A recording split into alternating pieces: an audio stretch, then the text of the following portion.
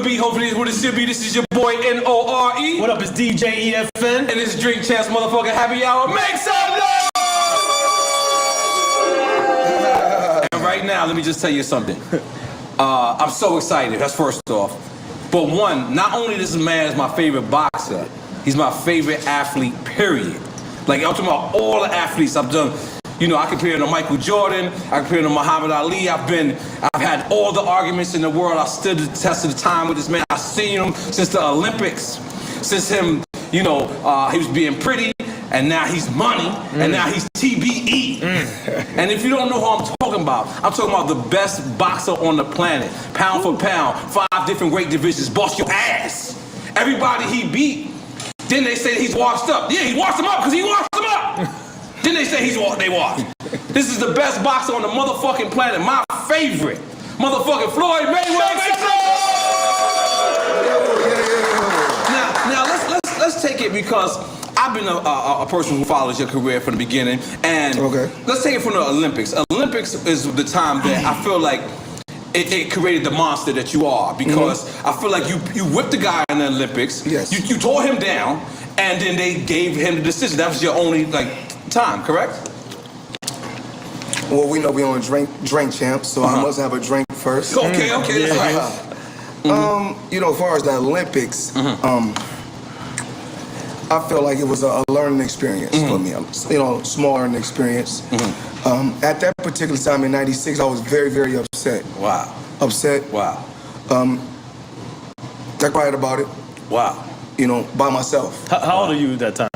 19. You know, I cried about it by myself because my dad was in prison, and that's the one that taught me everything. So I cried about it. You know, it was nothing. I feel like it was a learning experience. So then, when I look back on my career, I'm happy that it happened just like it did. Right. I'm happy, very, very happy. Now, 2 years later, October 3rd, 1998. No, not exactly 2 years. Okay. You know, because I was a professional. I wasn't even a professional. A full 2 years before I became world champion. So it was a year and some change. Then I became world champion. So it wasn't against Hernandez. Yes. But it wasn't a full 2 years. Damn. Okay, but that's the first title. So it was 17 fights before 2 years. Then I fought for the title. Shit. Well, let's make some noise for that. So, all right, now I'm bouncing around because, you know, we got to go everywhere. Drink champs. As a matter of fact, Floyd, we don't know if you know, but... Let me have a drink. We don't know if you know, but our show is about celebrating people's career. You understand what I'm saying? And your show's about being real. Being real, And that's why, and you know, with me coming on the show, I mean, there's no limits. You can ask me whatever you got to ask me. God damn it, we're going to go there. We're going to go there. But I'm going to bounce around because... thank you. Because... Diego Corrales, right? Yes. You remember that, right? Hell of a fighter. May he rest in peace. May he rest in peace. But that's like, I ain't gonna lie, I still never got over the hook that you hit him with. Like when you hit him and he swung a haymaker in Arizona somewhere. Do you remember that? Well, you know, guys like Diego Corrales, special fighters, because he's a special fighter. Right. Arturo Gatti, if you notice something that I don't do, you have never seen me post Diego Corrales on any of my social media pages or platforms. You have never seen me post Arturo Gatti. Wow. Because that's very, very touchy. Both of those guys I respect that. are no longer here. Right. Yeah, I respect that. 2 legendary champions. Right. And I know they both are going down in the Hall of Fame. Yeah, they should. Even though they're not here. Right. The Chevy Silverado and 478 miles of range. And covering some serious ground, Chevy trucks. Dependability comes standard. Chevrolet. Together, let's drive. They have to be recognized as... Rest in peace to them both, by the way. Rest in peace, 2 tough cookies. Right. Now, okay.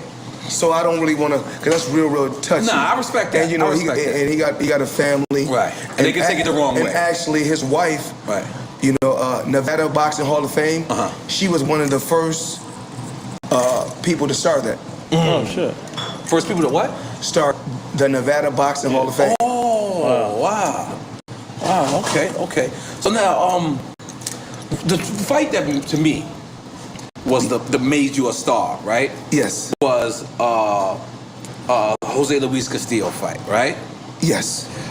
And I remember that fight because you watched him, right? Yes. But the people booed you because he was like the quote unquote, he was the man at the time. Well, the thing is this, even with the first fight when we fought, okay? Yeah, I was talking about the first fight. The first fight. Right. I'm always fighting against everybody. I'm fighting against the fighter, Larry Merchant, the commentators, the media. I'm fighting against the crowd. And you know, my thing has been the same from the beginning. Whether you pay to see me win or you pay to see me lose, you're gonna pay. And Jose Luis Castillo, tough cookie. Right. It's just that you have never seen me lose a round. So it's more like I can fight an opponent, I can win 9 rounds, he can win 3 rounds, and they're gonna say, you know what, do a rematch. Right. Or Mayweather didn't win. Right. I'm used to it. It's going like that my whole career. But this one was very, very, what's going on, people? My nigga. So this one was very, very real because this is exactly what the people wanted. You know what I'm saying? The people like when you have a match that's close, so you came right back and you did exactly what gave exactly what the people wanted, and the rematch you like destroyed this guy. Same fight though. Actually, same fight. I think you won by a landslide on the second one a little bit more. It was just, I mean, even with me going in the first fight, I was hurt. Okay. And actually, I think it was the weigh-in was Friday, so Thursday I was shaking out to make the weight because to make 135 pounds, that was for my second world title, and I was hitting the heavy bag, shaking out. I was too close, and the rotator cuff, got fucked up extremely bad. So I was like, fuck it, the kid still got to eat, and a true champion can fight through anything. So I said, fuck it, let's do it. Wow. Yeah. God bless. Now, you know, Kobe just passed. Yes. You know, I think everybody here, let's have a moment of silence for Kobe. 1, 2, 3.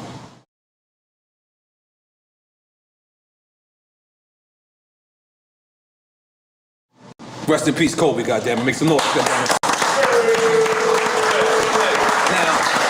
Now, I see you what was the first reaction you had? You know what I mean? I mean, I'm still lost. Wow. I'm so lost. I mean, I'm not like everyone else. Everyone else is quick to post on social media. I'm not so quick to post on social media as of right now because I don't really know what to say. Because I'm lost. I mean, you could pull up a lot of footage of me and Kobe Bryant talking, having fun, laughing. And actually, I was in Hawaii. I think I went to Bora Bora a few years ago, and I stopped in Hawaii on my way back home. And me and Kobe was there, him and the Lakers. Me and Kobe took me and my security and one of Kobe securities, we took a 3-hour walk and just talked about life and about just being legends. Wow. And even like right now, like I said before, a lot of people are extremely quick because everything is about instant gratification. Everybody wants to go on social media and tell, and if you don't go on social media, then if it's not on social media, then it didn't happen. Right. So my thing is this, don't differ from this. My grandmother, she raised me. My grandmother, she raised me. She passed away last year. I didn't go to the funeral or I didn't post her. Everything is not for everybody. Yeah. So, am I hurt from the situation? Absolutely, very hurt. Think about it. I've been thinking about it all day. Since he passed, Sunday. And it's so crazy that, I have a team that runs my social media pages. So when I want to post, a lot of times what I do, I send a picture, then I go on my notepad, I type up what I want to type up, then I send it to my team, then they post. Right? And you have to realize, I have a lot of employees that work for me. Even like Girl Collection. So Sunday, Girl Collection is open from Thursday all the way to Sunday. And 3 days we're closed.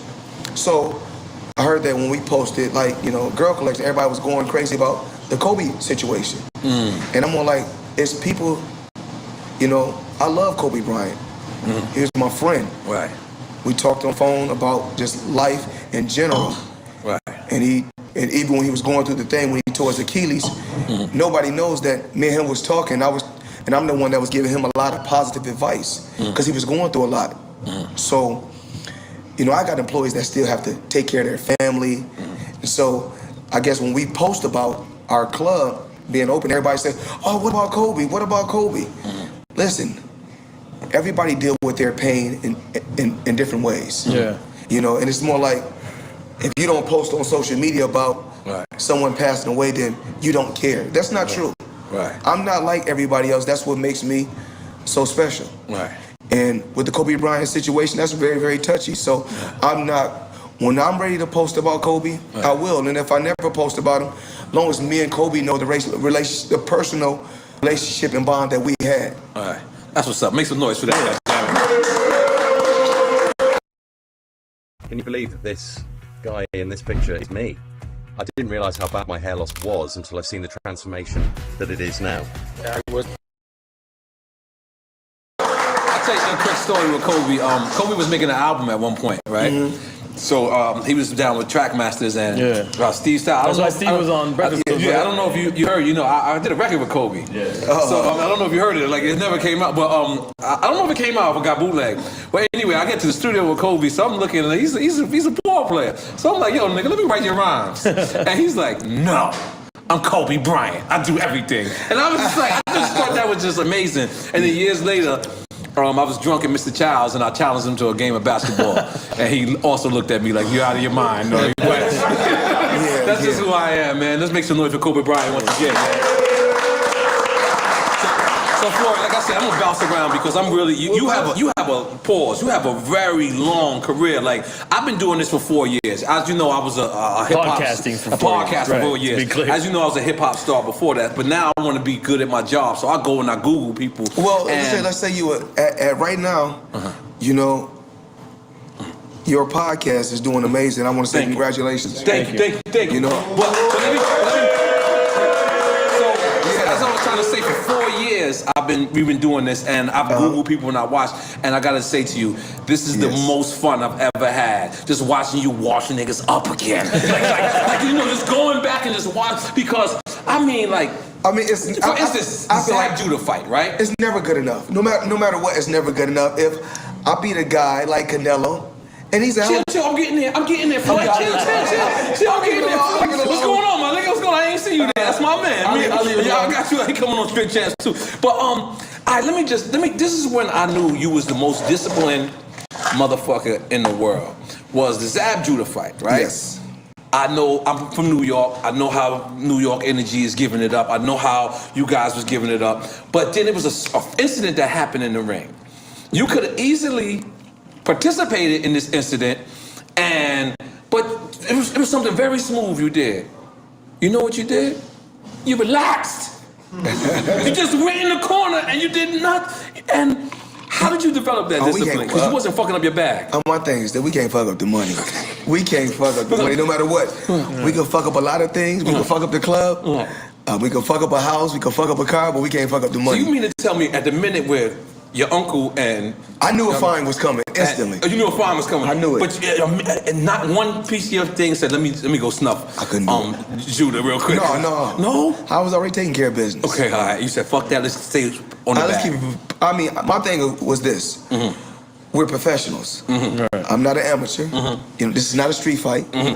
So when you're a professional and you're a veteran, you got experience. Wow. My thing is to take the bigger role and say, I'm gonna step aside and wait. Right. Self-discipline. When everything calms down, then we get back to doing what we do best. And he was like an aggressor, like for those couple of rounds, like. Oh, I mean, hell of a fighter. Right. I mean, that was for a world title actually. I don't know which. Let me see. That was I don't know which world title I won. Right. I had so many fucking fights. Come on, brother. That was for the IBF though. Right. For the IBF. Is that something that's a part of you? Because it almost seems like the first 3 rounds you study the person. Like you almost allow yourself to be hit almost a little bit, like or allow yourself like. Is that something that you plan, or that's something that? It's all collecting data. You know, you see what he brings to the table. I mean, it all depends. My thing is this. I don't have to watch, any footage of a fighter. I mean, because I'm Floyd Mayweather, everybody got to watch me.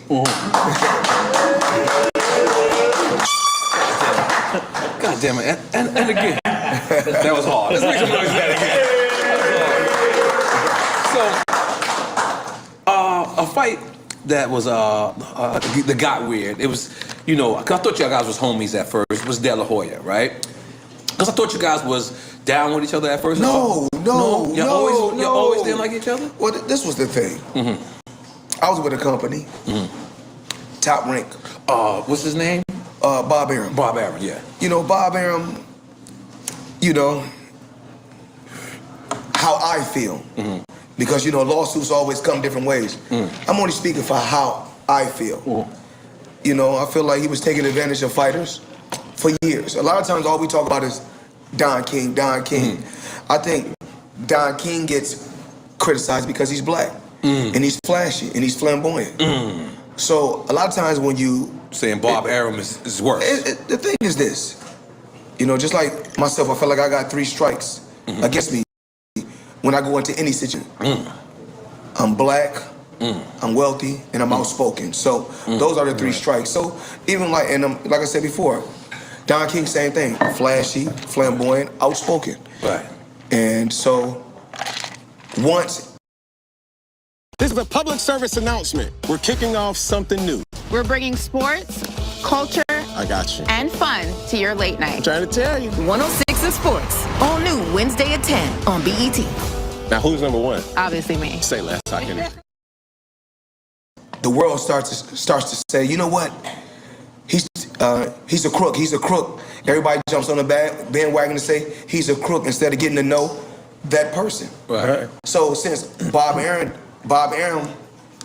does it a quiet way, he's just a quiet crook. He's still a crook. Right. Go under the radar. So you think that's so when did the quarrel start with? I'm talking about me and De La Hoya. Yeah. I'm just talking about it all started with the promoter. I'm sorry, because I jumped. No. But like I said before, this drink champs, we jump all over the place. Right, let's go. So basically, we both had the same promoter. Right. Bob Arum had Muhammad Ali, Sugar Ray Leonard, Marvin Hagler, Roberto Duran, Oscar De La Hoya, Floyd Mayweather. So he would promote, you know, it was De La Hoya. De La Hoya was the man at that particular time. This is the time you was with Jay Prince as well? No. Okay. This is before the Jay Prince. We'll get to that. Okay. So when I first signed with Top Rank, I was beating every fighter. Of course. And I knew I was going to eventually move up in weight class. By the way, you never not beat every fighter, just in case you don't know that. Okay. I knew eventually I was going to have to fight Oscar De La Hoya. And I feel like he was straight up and down, no special effects. You know? And so I said... but he was the man at the time, though. He was the man, and very, very fast fighter, but straight up and down. You know, real stiff. Right. You know, it just certain things I can see a fighter, I feel like I could beat him. And my thing is this: every time I see any fighter, I say I can beat him. So it wasn't nothing like he was doing nothing special. So what happened basically was this: the company was promoting me, and I wanted money put in every place where I was a black fighter being promoted just with the Hispanics. And I wanted to be promoted in the Hispanic area, and I like to call it the black area, but you know, in a Caucasian world, they like to say the urban area. So I wanted to be promoted in, like I said before, the Hispanics, the Caucasians, the blacks, worldwide. So spread the money out. And you wore the Mexican shorts too that day. And did you say you was? I was saying I was single to Mayweather. I was taking over. So you know, single to Mayweather. I realized, you know, Cinco de Mayo is in May, and of course I'm Mayweather, so it's only right to take over the month of May. God damn it. And I take my hat off to all the Hispanics. No disrespect. Yeah. To no Hispanics. Yeah. I just think that at that time when you said that, I think you said, you could correct me if I'm wrong. I think you were saying you was wearing the Mexican flag because you was more Mexican than him, and I think you took him out of his game plan. My thing is this: I'm more than everything than him. You know, I got more money than him. You know what I'm saying? I'm flyer than him. You know, of course, got more bitches than him. So, you know, like, you know, so what else is it saying? And I beat him. Right, and you beat him. And I beat all his fighters. And then he tried to sick every fighter after you after that. Like, he got a vendetta against you. You're right. Like, and you know what I did? I clipped all their wings. Yeah. So I clipped all their wings. You know, like I said before, man, period. The thing is this, man. No matter what nobody say, man, just period, can't nobody fuck with me, man. You know, I can't be fucked with, you know. And just life. If this is what God wanted, this is what God wanted. I don't care how you cut it. I don't care how you slice it. I don't care what you do, man. Right. Line them up, and I'm gonna knock them all down like bowling pins. Do you think this is a such thing as going too far when you guys are promoting the fight? Absolutely not. Oh, okay. Well, the so thing it's like is battle this. rap. Well, my thing is this. Battle rap. We get close up on each other. In battle rap, y'all can get close up, say what y'all gotta say. Right. But then when we don't gotta touch each other in a disrespectful way, because we get paid to do that. Right. Now we fucking up the money. Right. Because every action has a reaction. You may touch me in the wrong way. Now I react. Now we done fucked up all the money. Right. So it was a waste of money to promote this. Right. And now we're not getting the big paydays that we do because we done fucked it up. So my thing is this. I'm not going to go out there and fuck up the money. I can't do it. You ever took anything personal, like, because I heard like you and Andre Berto like had a little like personal problems, and that's the reason why you took the fight with him in real life, was just to like is that true? No, you know what's so crazy? Yeah, because I heard something like that. You know, the birds and shit talk. This crazy, okay? The thing is this. These guys try to get to me, and they try to say, it's about a female. That's what they try to do. Yeah, they say it's about a female. That's what I heard it's about. And so what I have to say about this is this. I'm a king, okay? I eat a feast. Every time I eat a feast.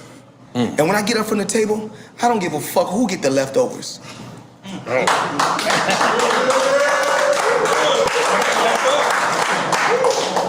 So at the end of the day, and you know my slogan, I say the same slogan, my man. You know, bitches is like doorknobs. We all get a turn. So my thing is this, I'm not tripping. So the thing is this, my thing is this. A lot of times like what we like to do is like to say, oh yeah, this or that, this or that. I mean, to each his own. Let a man can live his life the way he want to live. You know, like I always tell a man. Right. As far as with in the world of females, I always say the same thing. Y'all know my slogan. Having one is too close to having none.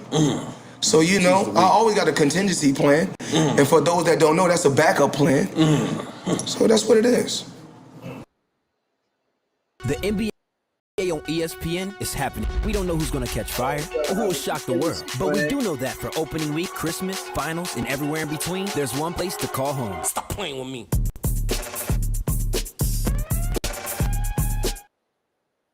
If you were sexually abused at a juvenile detention center, even decades ago, you might still qualify for compensation. I just found... Sounded real Mormon over here. I ain't gonna lie.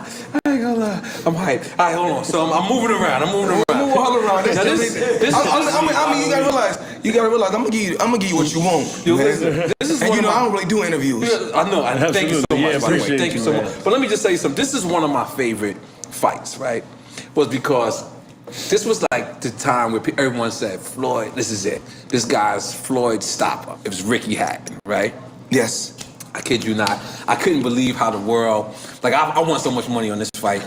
Like I couldn't believe like the world was really like, because they felt like he was a dog, a brawler. And then I watched the fight the other day. You not only knocked him out, but then you knocked him out knocking himself out. Because he hit the ring, boom.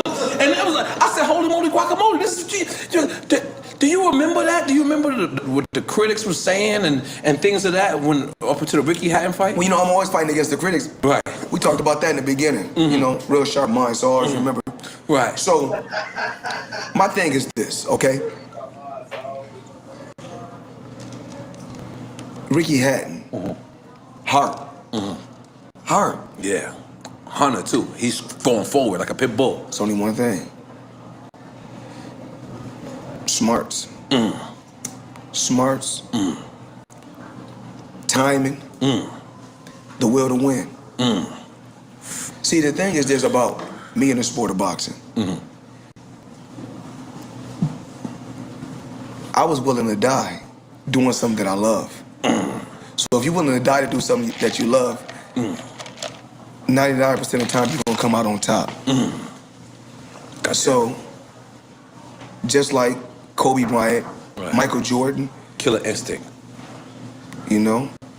Gotta take the shot, even if you miss. Yeah, fearless. You gotta take the shot.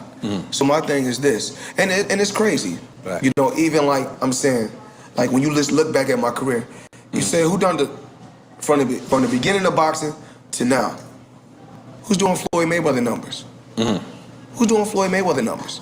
Then you got everybody want to fight Conor McGregor, and I know you're gonna get to that. Yeah, I got that. I know you want to get now. Now everybody want to take the Floyd Mayweather route. Right. You know, you gotta realize this. I got my own fucking defense, man. That's the Mayweather. I got my own style in boxing. That's the Floyd Mayweather style. What is that shit? And the thing, you know, and the thing is this. The shoulder roll. I've been trying to do that for 25 years. I don't care. My dad taught me the shoulder roll. But the thing is this, I don't care, and I'm not talking about my dad, I don't care who done it first. It's mine because I mastered it. So anytime somebody said it, and somebody said the Philly shell, I mean, my thing is this, I love Philadelphia. You know, I love the city of brotherly love. I love all the fighters. I love the culture, I love the hip hop artists. But at the end of the day, that's the Mayweather defense. And no one has been able to come close to that defense. No one's been able to come close to the shoulder roll. Niggas been trying, but they've been getting knocked the fuck out. I mean, this shit is easy, man. Yeah, but I mean, for you. Let me ask, second nature. Let me ask you something, because I remember at times, I think, well, I forget what fight it was. I got it in the notes, but I think you took like 8 months off. And then you I can do that. Yeah, but how is that? How is ring rust? You don't develop ring rust? Oh, let me see. Is that the one when I took? I got it. I don't know what's the thing. I could have took 8 months off. Okay, yep, it's right here. They do you have ring rust? Marquez. But don't worry. Did also say I'm the only fighter in history to beat 16 world champions straight? God damn it, I don't got that. But Yeah, not 16 world champions. 16. I mean, we talking about consecutive. Yeah. Okay, I want to make sure. Yeah, put that in your notes too. Yeah, I gotta get that. But have you ever, you know, was worried about ring rust? Because, like for artists, right? For artists, if we don't rhyme, if we don't rap for a certain amount of time, you know, sometimes it's writer's block. Sometimes you kind of do lose a step or two. So let me get this right, okay? So Marquez, right? Yeah. Is this the same fight that knocked out? That was when he beat Pacquiao. Okay. You fought him. That's right. This is the one knocked out Pacquiao, right? This one who laid Pacquiao flat. Oh, man. Yeah, he put Pacquiao to sleep from December to November. Hell of a fighter. Yeah. Hell of a fighter. And I'm not going to sit right here and shit on no fighters, because if I shit on every fighter, then it's basically like I fought a bunch of nobodies. No. They're going to say that regardless. They're going to say... You know what I do? I always big up my enemies. But you know what they say? They say I handpicked them. I can't say that. All I did is do like this. You know what it is? You're so good, and I'm just saying this, 'cause I say this behind your back, so I'm gonna say it in front of your face. You're so good that you make motherfuckers look like you washed up after you beat them. I got something better than that. Okay. How you become great is you beat a bunch of good fighters. Yes. So what I did, I beat a whole bunch of good fighters. That's what made me great. So the thing is this. You know what these fighters don't do? It's a lot of where they make a lot of mistakes at. I'm gonna talk about the mistakes that these fighters make. I mean, everybody wants to knock everybody out, and once my body broke down, and I could no longer, you know, when my hands broke down, because boxing is wear and tear on the body. Yes. People seem to forget I was a knockout artist. Right. But you know that I was a knockout artist. Yes, I remember the beginning. Yes. But it's not easy to because when I was in the Olympics, I was fighting at 125 pounds, which is in America, but international, we fight at 57 kilograms, which is 125 and a half. So I was fighting at 125 pounds in 96. A few months later, I moved to 130. From 130, eventually I went to 35. Of course, and I won a title at 30, I won a title at 35. I won a title at 40, won a title at 47, and won a title at 54. And I never even weighed 154 pounds. Wow. I don't know how like deep to go. I think like Deep, we like deep. I know, yeah. Deep is great.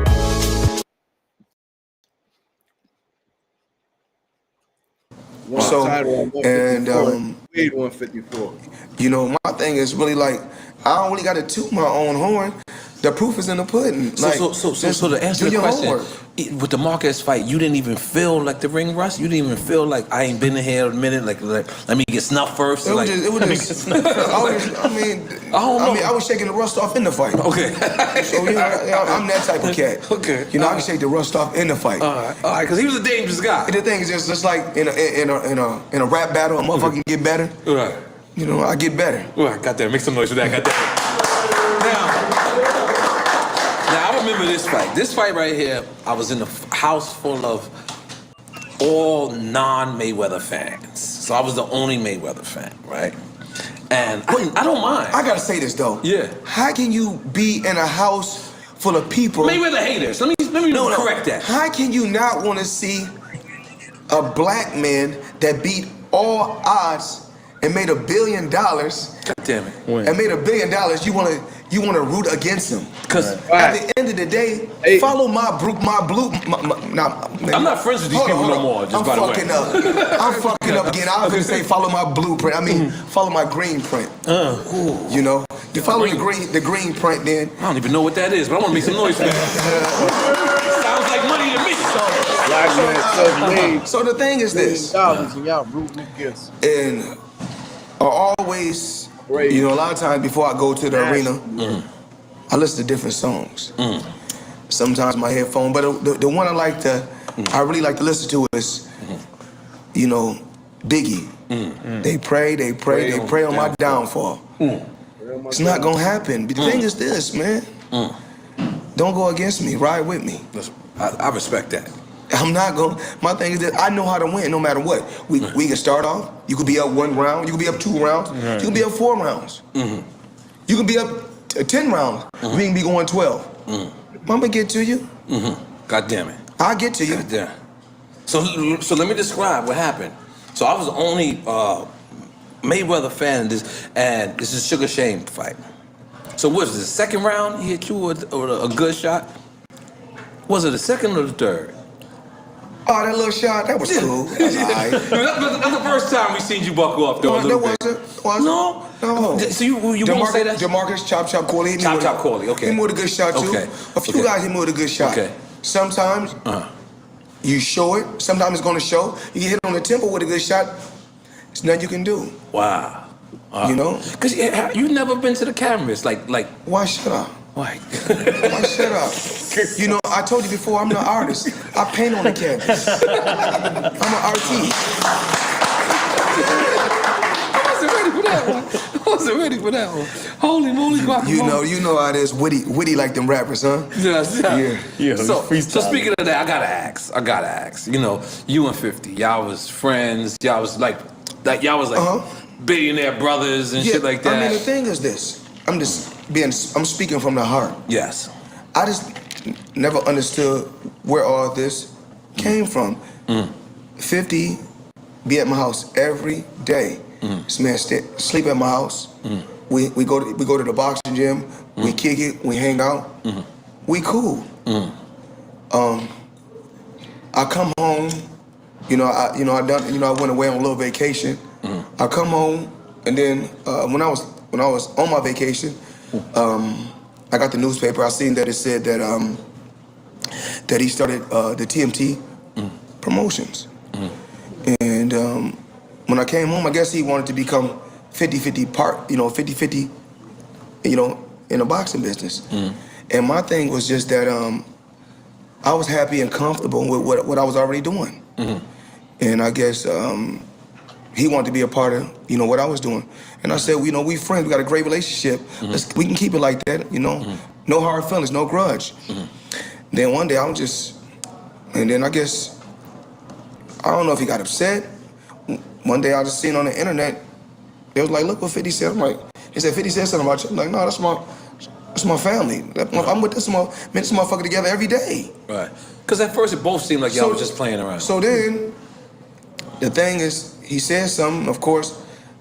I said, oh, I didn't know what was going on. So, I'm a fighter. You shoot at me, I'm gonna shoot back. But then, I can't keep playing the back and forth game because, you know, a lot of times in rap battles, rappers go back and forth, back and forth, back and forth. And whereas my thing, I'm a fighter. And my thing is just like a promotion for a fight. We talk. If we're not gonna do anything, just let it go. Right. So my thing is, that was it. You think y'all could like will ever like patch it up? Like I wish everybody nothing but the best, man. My thing is, how can I wish? I'm so blessed, man. I can't wish bad on nobody. I wish them nothing but the best. That's how I am. I don't, you know, like I said before, but I don't really know where. You know, I guess that he could have been upset. You know, that we didn't come together and start do the TMT promotion together. My thing is just that it took me a lifetime to build the Mayweather brand, and you know, in boxing. So me and Al Heyman just working hand in hand. You know, like right now, you know, I got, you know, you got Richard Schaefer down with y'all too, or no? Well, Richard Schaefer, I haven't seen him in a while, but you know, we got PBC, and we got Mayweather Promotions. So we got, I think, 300 to 400 fighters that we're working with. So, and it's just like this. It could be, we could have stayed friends. You know what I'm saying? I never asked him to get a part of G-Unit or whatever he was doing. I just thought we just had a genuine friendship. That's what I thought. So it is what it is. Is there something in that relationship you think that you could have did better, or it's just like? I've been nothing but good to him, man. I'm 100, man. I'm 100. I've been nothing but solid with him. I'm a solid dude, man. And he know I'm a solid dude. And I'm not the type. If this man come to my house, my chef cook big meals for us. We sit back, we kick it. We travel on the jet together. And you know, like I said before, I ain't never had. Then it just come out the blue. That's like me and you just kicking. I'm right here talking with y'all, and I come do a show with you every day. I come do the show with you every day. Then one day you just go on the blue and just say something like, "Damn, where this come from?" So that's what it was. This is a public service announcement. We're off something new. We're bringing sports, culture, and fun to your late night. I'm trying to tell you. 106 in Sports. All new Wednesday at 10 on BET. Now, who's number one? Obviously me. Say less, I can. Well, I wish the best for y'all, man, because, you know, for real. wish the best for y'all. So, all right, so before we move on, so you're saying that the Shane Mosley wasn't the best shot you think you ever took. You said the No, I'm saying Shane hit me with a hell of a shot. Okay. Actually, 2 shots. Oh, okay. But even in that particular round, what I said to Shane was this. I was like, you dead self said something to him when you grabbed him. I said, you gotta kill me. Oh shit. I said, I wasn't ready. I said that was a good one. I said that was a good one, but you gotta kill me. Wow. I said, you gotta kill me. And then I'm not gonna lie, I meant it. Oh my God. I wasn't ready for that, Floyd. You know. Holy moly. We are celebrating, we are drinking Ace of Spades tonight. Motherfucking make some noise for Floyd, motherfucking Mayweather out there. Now you really used to like leave the club and jog home for real? Yeah, I guess they told you the story. Yeah. Well, you know, I was young and wild. You know, so you would go to the strip club and jog? Like just hanging out? No, I would go to the strip club before I had my own. Wow. Now you go to your own shit. Oh, absolutely. Still jogging back? Absolutely. No, not at all. You know, actually, when I was getting ready for, you know, for the Conor McGregor, I ain't really trained. So for the Conor McGregor, you know, fight, I ain't really trained. All I did was do push-ups and sit-ups. Every once in a while. That's crazy, man. Come on. That's all I did. That's all I did. Push-ups and sit-ups. Boxed a few times, hit the bag a few times. Because actually, training camp was in different places. I would do training camp in Vegas a few days. Like, sometimes I wouldn't go to the gym for a week. But what is it? Because you wasn't taking it that serious, or you just? Well, I took it serious, but like I said before, I wanted to have some fun in the fight. Right. And I wanted to entertain the people. So, you know, just me with that style that I had, it was entertaining. Right. It was fun. So the people enjoyed it. So you have to give the people a show. So I gave the people a show. Right. Okay. I mean, if I wanted to go out there and fuck him up and blaze him right out the gate, I could have did that. Right. So, but you know, my thing is this: if I would have did that, then it wouldn't be probably a part 2. But by you not training, what did you think that was going to do for the show? Just you be a little bit more laid back? Go back and look at All Access. You didn't see me training. You know, yeah, you was definitely balling. Yeah. I was You was in the mall. I was doing a little bit. I think I shake out a little bit. I may go to the gym like 2 or 3 days, and then I don't go to the gym for 4 days. You know what I'm saying? But I was in shape. I was in shape, but I mean, I wasn't probably in shape like the Arturo Gatti fight. Right. I was in dog shape. Diego Corrales, I was in dog shape. I was running in the mountains. So, you know, certain things, you know, you had to go back to the drawing board. Even like for the Manny Pacquiao, went back to the drawing board. You know, chopping trees. So my dad had me doing when I was young. Chopping trees. Yes, right in front of my house. Serious shit. Wow. Okay. I mean, how bad you really want it? Right. Yeah. So for the Miguel Cotto fight, you weighed in at your heaviest. I think your heaviest was like 151, 154. Probably so. Yeah, and so how was that? With the Diego Corrales fight? No, Miguel Cotto. Miguel Cotto. You know, I'm sorry. No problem. I feel sluggish. I said that. The reason why I say that is, was that similar to Conor McGregor? Was it training like that? I overtrained. Overtrained. Oh, I think I overtrained. Okay. For who we talking about? Shit. Miguel Cotto. I got so many goddamn fighters I'm thinking about. Miguel Cotto. No, don't worry, I got you. You know. And sluggish because of the weight? Probably just, I think I overtrained for Miguel Cotto. Overtrained. Wow. And what does that happen when a boxer overtrains? Like, you blow your load too quick. It's like coming fast or something. I'm sorry, man. My thing is this. Bad analogy, man. There was no other way I could compare. Is it like that? Whether you nut fast or slow, you still gonna go to sleep. You still gonna be tired. So it doesn't matter. But you know, with the Miguel Cotto fight, just feel sluggish. But I still, you know, I got so much experience in big fights. I got more experience than anybody at fights at the highest level, because no fighter has ever reached this peak. When they see the bright lights. Or reached this height. Yeah. In the sport of boxing. Right. When they see them bright, you know what the crazy thing is? Someone told me this. They said, watch who your opponent is, because for that night, y'all on the same level. Do you agree with that? It don't matter who you fight, whether you better. They on a different level because they get their biggest payday.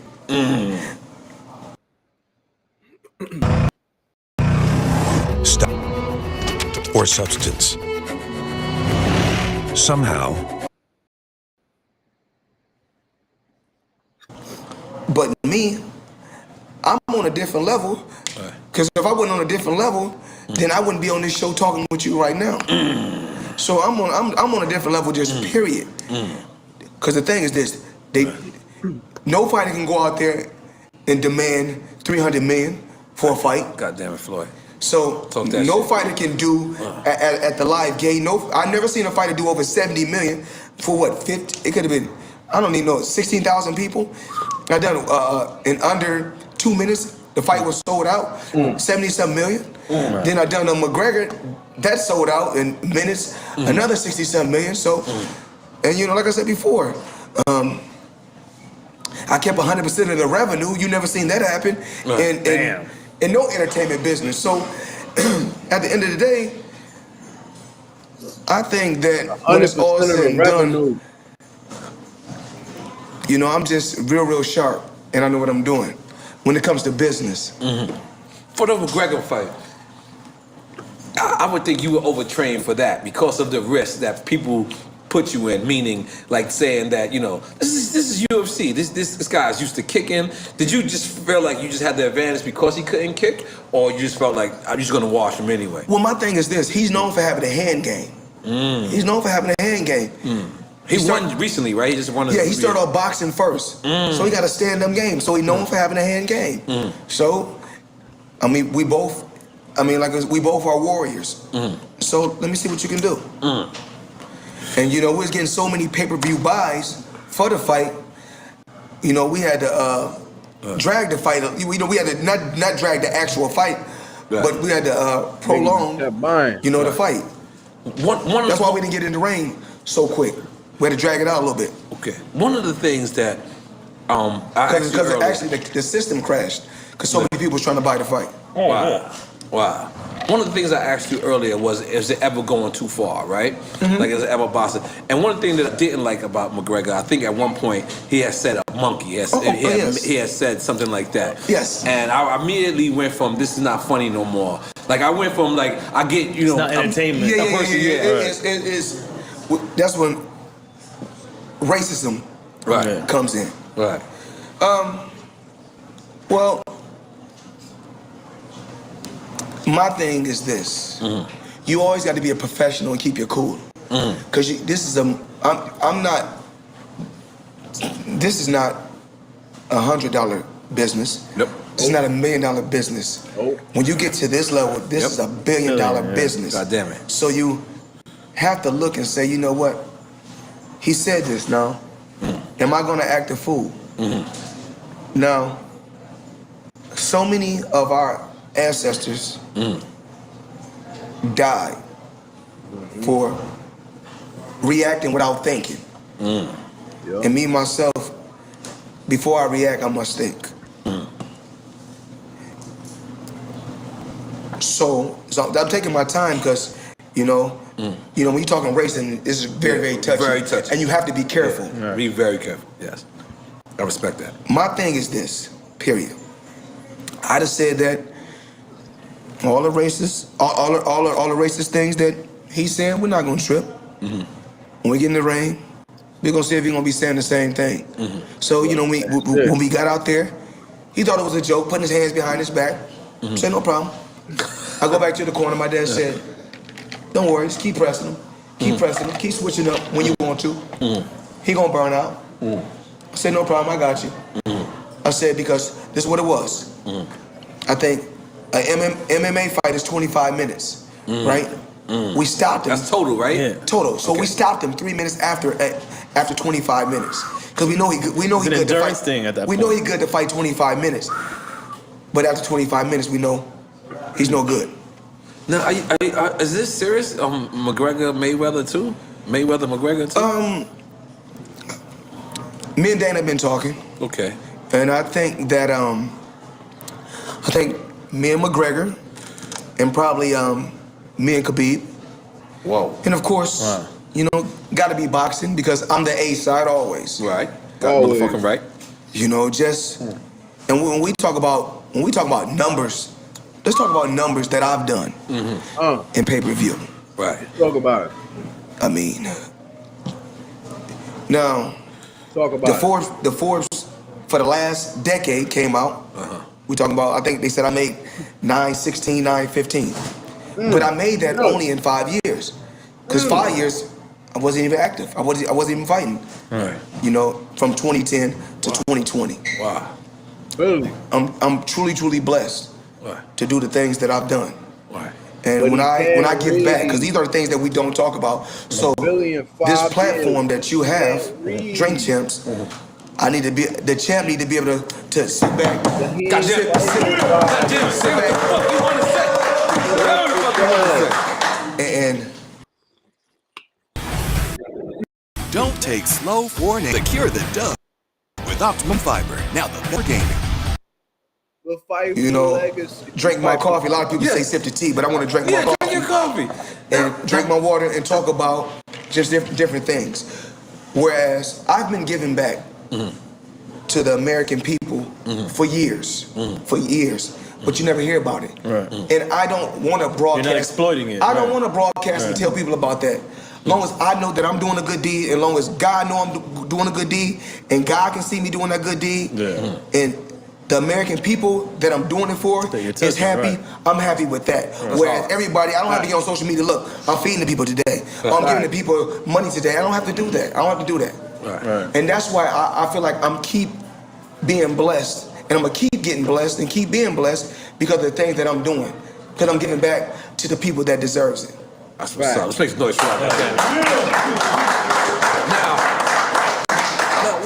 what made you switch from HBO to Showtime? Because at one point it felt like every time I turned on HBO, it was your channel. So I would have never thought. Like, I would have never thought you would have left HBO. Like let's not say switch, because it's basically like I stabbed him in the back. I didn't do that. No, we're not gonna say that. This is what happened. It's business. No, when people don't know this, after my last, when I got my first deal, with HBO in the 90s. Okay. Probably somewhere in the late 90s or the early 2000s. I think Chop Corley was my last HBO fight, actually. Nobody knew that I was just on a fight-to-fight. One-offs, like one-offs. Yeah. I was fighting. I was fighting on a fight-to-fight basis with HBO. Wow. For years. Wow. That's what we do with certain companies. You gotta relax. So then, once I took my vacation, I came home. So I said, I went to HBO and said, "This is the deal I need." Yep. And the deal was the biggest deal in sports history. And I'm not trying to knock Canelo, because he's out there talking about he got the biggest deal. How can you have the biggest deal? How can Canelo have the biggest deal? He lost to you. No. How can you have the biggest deal right now if you're talking about your deal is for $300 million, and I made $350 million just in one fight? So I'm trying to find out if you got a $333 million deal or a $300 million deal, and you're fighting on an app. It's crazy. So his deal Canelo deals works like this.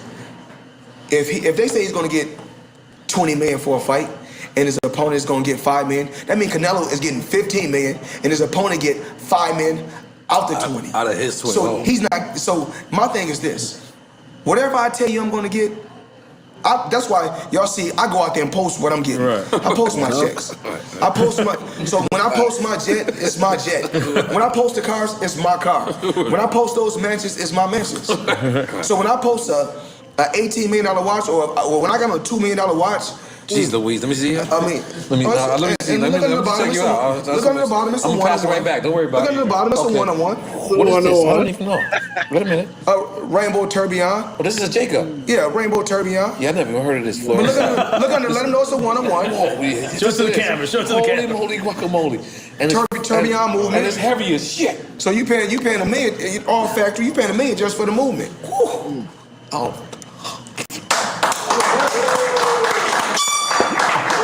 I'm glad I know you, man. So basically, so we're gonna get back. So we're talking about Canelo and his fake deal. Okay, but the thing with Canelo, but we gotta go back the HBO deal. Yeah, HBO. Basically, this what happened. Yes. I basically told HBO, this is what I need. Right. And they said, nobody's gonna give you that deal. I said, HBO, when I told you guys a long time ago that I was gonna be the biggest fighter that you guys ever had, you guys doubted me. And then when I kept telling you guys, you said, you know what, Floyd, you're right. Then I said, yo, the show that I created, 24/7. 24/7. You know, that I got an Oscar. You know, I got an Oscar for the show. Stop it. And is it the same voiceover guy that was on there? I don't know. Two different voiceover. But you don't even watch your own shit. I don't know if he's That's how rich he is. I don't know if he's the same guy, but remember, I told him this is the deal I need. This is the deal I need. They didn't give me the deal. I kept going to him and said, let's make this happen. Then I said, if we don't make this happen, you know how big I am. I'm colossal. Y'all must don't know. So I went over to Showtime and made Showtime the A side. And when I made Showtime the A side, and HBO Boxing is now off TV. Wow. It's not doing good. It's off TV. I can't even see boxing no more. That's why I used to see boxing. It's on HBO. Because you remember HBO being the A side until I went to Showtime. And then once I went to Showtime, HBO became the B side. Now and Danny Showtime Garcia became and them niggas went to the Showtime. Everybody the going to A-side. Showtime. Damn, that's really true. So that's the only time I see boxing. like I said before, what I'm doing like right now, I'm out there creating fighters, creating monsters. That's what I do. So I just didn't see that move coming. So look, are we ready? And they gave me the deal. Showtime. Showtime gave me the deal. CBS. Showtime and CBS gave me the deal and said, you can write your own checks. So when I went over there with them, you know, I'm pretty sure you guys heard about my fights over there. So I think with the Canelo, the Conor McGregor, and the Pacquiao fight, right? Now this is crazy. I bought myself out my contract from Top Rank for $750,000. When I left them, the McGregor, the Pacquiao, and the Canelo fight, I made $750 million just with those 3 fights.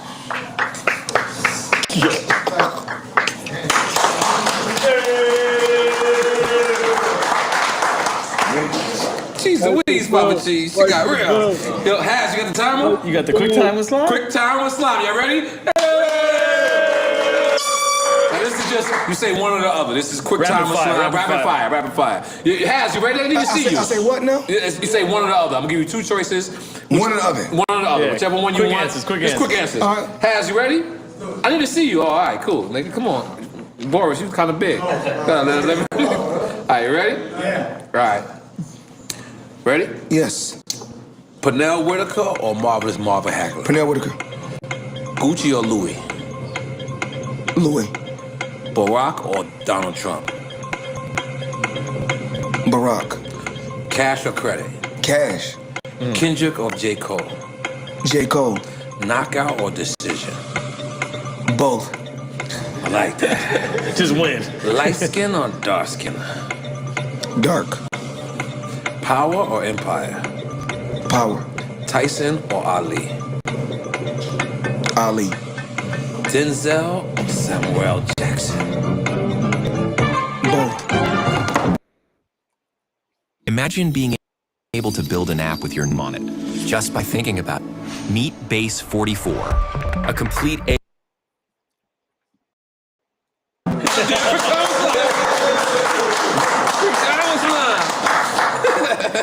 Jesus out. All right, so hold on. Wait, you did a stint with WWE too, right? Yeah. What was that all about? You snuffed the Big Show. My thing is this. See, because you made his nose bleed from real. Did you really snuff him? No, my Did you thing is slip and this. stuff him? I did that, but y'all gotta realize I'm outside the box. Hold on. I got a question in the chat. Where are my boxing purists at? Where are all my boxing purists? $350 million fight or a championship fight? Which one y'all taking? $350 million fight or you fighting for a belt? Which one? I need all my boxing hardcore fans to answer that question. Which one you taking? All my boxing purists, all my boxing hardcore fans, $350 million fight or a championship fight? Which one, dummy? Right. So I'm real, man. I take chances. That's how you build your fan base. Absolutely, I take chances. I didn't mind going on Dancing with the Stars.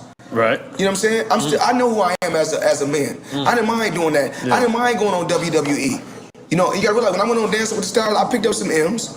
When I went on WWE, I picked up some M's. So I don't mind being outside the box and taking chances because at the end of the day, people know what I do for a living. You know what I'm saying? I kick ass. That's what I do. So just like I could have the Dancing with the Stars shoes on, I was doing Dancing with the Stars when I was training for Ricky Hatton. You seen the results. And it was crazy that was a beautiful day because Ricky Hatton because you know what? Everybody thought you was like money hungry for doing Dancing with the Stars. People thought you needed money or something like that. No. Did it for fun. That's what I'm saying. And like, What to you hear gotta you say realize- that. The thing is, people is crazy. It's more like Yeah, they recorded. Yeah, that's crazy. they don't say nothing about You know, the Waltons, when they still picking up money for, they still build more Walmarts and more Walgreens. Right. Like they need it, right? But they just doing it. You know what I'm saying? But just because, you know, I may fight it like, oh, he need money. Right. I don't need no money because at the end of the day, I was smart. You know, I made smart investments. Right. So I make millions every month for the rest of my life because I made smart investments. But the thing is this, if I still get, you know, the twos and fews. When they want me to make an appearance, I pick up, if I'm here and I'm just sitting in my room, they say, Floyd, come down to the club and pick up 30 or 40,000. Yeah, absolutely. You know, go pick up a quick bag and, you know, that's some gas money for my check. Why not? Damn. I love this talk. I love this talk. All right, holy smoly. All right. So, all right, we're going to get into the Canelo thing because I felt like, this is my opinion. The Canelo that's trying to fight like me now? Yes, but this is my opinion. I felt like Oscar knew that he can never get back in the ring with you. And I felt like this was his way of getting back at you. Was this new, you know, young, raging bulldog. So the one that, so let me get this right. Yes. The Canelo that I built up, the one he used to fight on my undercard always. Oh shit. And then thought he was on my level to face me. Mm-hmm. Right? Mm-hmm. Then, when I was young and I was beating guys that was older, not quite my age, but let's say when I was, say when I was 21, if I fight a guy at 30, they say he's over the hill. But when Canelo was like, I think like 22, and I was like close to, I was like 36, 37. Yeah, I think he was 24, maybe. No, I don't know what he was. I think he could have been like. Yeah, he was young. He was in his prime. Prime time. So if he was in his prime, then they said, Mayweather, you got too much experience for him. So like I said before, I can't. You can't. Yeah, I give you. I can't satisfy these people. These people ain't never happy. All right. All right. What if you can create your website by saying, this is what I want? With Wix, you can. First up, let's talk about AI colors. So it is what it is. I mean, Canelo, but he's a hell of a fighter. He was a hell. But let's talk about. We're talking about he's a hell of a fighter, but also talk about it. I'm the first one to talk about random blood in urine testing for sports. Period. He was gonna go there. I'm the pioneer of saying this about sports. Period. And once again, against my man, what's his name? Canelo. Triple G. You see Canelo? It came out, and ever since I talked about against Triple G, right? No, the thing is this: when I talk, see, I'm the pioneer of. Right. Because I was the first one to talk about random blood in urine testing. What's the shit? Geico? Geico? What is it called? I don't know who they is. Ufus, some shit. No, USADA. USADA. Yeah, I was close. Usis. USADA. Usis. Good kind of go. So it's USADA. When I talked about random blood and urine testing, I said I have to do it also. Right. To show the world that when I'm going out there competing, I like to be on the even playing field. To let the world know that nobody's on my level when it's an even playing field. Right.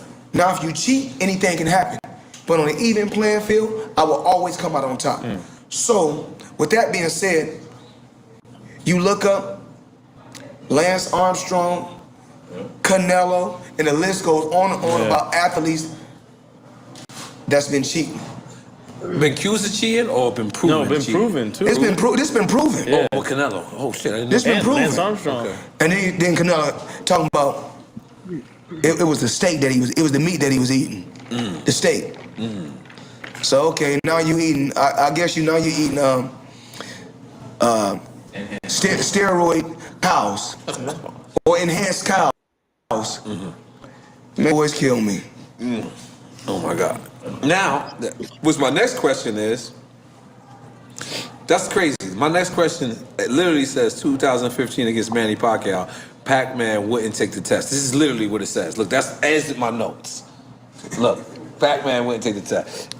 What did you feel when, and I know he had a defamation lawsuit. Oh, you know how these boys is. Yeah, I already know. But, so, the cleanest we could keep it, what did you think when they said you're gonna face Manny Pacquiao is gonna go down, and you said I want drug testing, and then they opposed to that. The world said I was scared. The world said I was scared, and it's crazy. The world said I was scared. They talking about, oh, Mayweather scared of Pacquiao. Mayweather scared of Pacquiao. Because you want a drug test. I'm older than him. Yeah. I'm 2 years older than Pacquiao. Right. So I think I was. Do you think that he I think I was on it? 38. He was 36. I could be 3 years older. Did you think he was on it because he was running around like a rabbit at one point? I'm not like gonna even say that because like at one point he was like. I'm not gonna even say crazy. that. Yeah. All right. I don't want to say. I just want to say this to the world. Now, it's amazing how a fighter can come from, I think, 108 all the way to 154 and knock out all these guys. To me, it's amazing. I guess he's just blessed. You know, I don't want to say nothing because, you know, like I said before, these broke fighters go out there and try to sue. Right. And you know, because they know I'm still sitting on the throne, and I'm still sitting on that bag. Right. How about like when you hear stories like Margarita when he had the plaster? Same thing. They said I was scared of Margarita. They said that But you knew Margarita was cheating? I didn't know, but obvious. That was proven? No, yes, yeah. It was proven. A cold one. It's obvious. Cold. God was talking to me because I never took the fight. I never took the fight. Something told me, and I wasn't scared. I said the fight would happen in due time, and he got caught cheating. Basically, against Miguel Cotto, correct? Shane Mosley. Shane Mosley. Okay. In that same fight, he got caught cheating. When they caught him cheating, they made him re-rap, and he got knocked out that fight. Shane Mosley knocked him out, I think, and won the world title. And then when I fought Shane, I told Shane, guess what? I'm gonna beat your ass, and I don't even want your title. Keep your belt. So I smoked Shane and let him keep his belt. So a lot of people don't know that. That I beat Shane. I didn't know that. I knew everything. That was and he was world champion. He was the WBA world champion. I let him keep his belt. Yo. You know how I don't flinch. I'm Mayweather. I ain't scared of nothing. I flinched, nigga. I got you. Holy moly, yo. So, all right, I gotta ask this too, because I'm bouncing around. This is a rumor. You know, I think it was All-Star Weekend in Vegas. Yeah. What was it? It's one of my favorite places. Not Jackson Hole. Fat Burger. Oh yeah, Fat Burger. Vegas. Fat Burger. And they say you and T.I. Yes. I don't know if they say that T.I. snuffed you. I don't think I believe that. My thing is this. Okay. My thing is this. I just tell men like this. If you feel like your woman is a trophy, she should be at home on the shelf. Period. Trophies sit on the shelf. I wasn't ready. And that's just me. Everybody know that if you violate, I'm gonna demonstrate. I'm a man first, and I stand on what I believe in. And I tell everybody this, I tell the world this. I'd rather for you to hate me for being honest than love me for telling a lie. No, if y'all think that, you know, that somebody done something to Floyd Mayweather, right? Yeah, don't forget now, I'm a gentleman always. Right. There's no different from when I'm selling the fight, I'm there to sell the fight. But when I'm hanging around my friends and we have a disagreement and we arguing, just because I gotta hang in, I'm gonna fight my friends. We gonna argue, and if we're not getting along, it is what it is. We're just having a difference. But my thing is this: I get paid. You know, like I said, if I get paid to kick ass, and I'm the best at what I do. God damn it, yes you are. Hands down. God damn it, yes you are. God damn it. Capital G, capital O, capital A, capital T. God damn it. God damn it. And so my thing is this. You know, a lot of times it's just like this. A lot of times we worry about the wrong thing. See, a lot of times we can worry about going out there, you know, go out there and making a hit song. You know what I'm saying? I'm retired. You know what I'm saying? I'm retired. I don't have to do no shows. I don't have to do no shows, no fights, no nothing. I can sit back. My money come every week until the casket drop. Because I was smart and I was sharp. And it's so crazy how, you know, these artists, they claim to be pro-black some days. Some days they want to be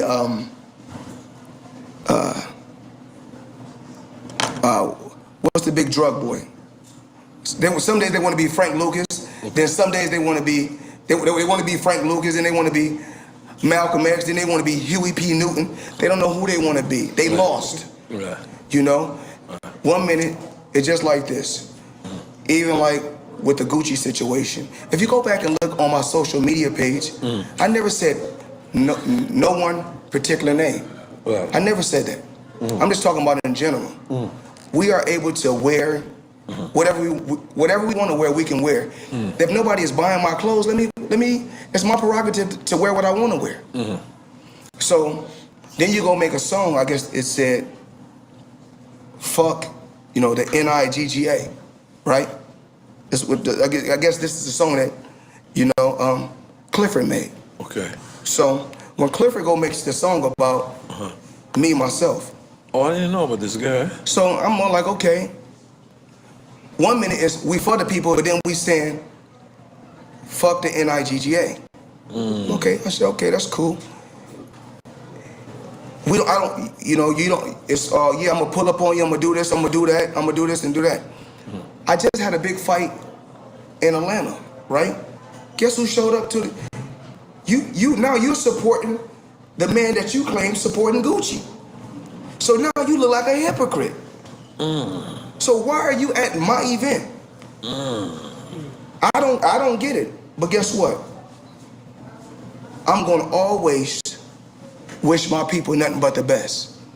Respectful. But the thing is this, I don't know where. See, these artists, a lot of artists think that the same way, and no disrespect to no rappers, how rappers beef, basically like they used to say back in the day, because I've been around since back in the day, or beefing on wax. You know, they say something, they say something, they say something, they say something. You got to realize this. A life is nothing to play with. Right. And when you say stuff like, I'll pull up, that's a threat. Right. So when you say that, that's a threat. Now you got to realize that's a threat. Okay. And you got to realize what type of money I got. Right. You know, I got loan money. So when you got loan money, you can make anything happen. But guess what?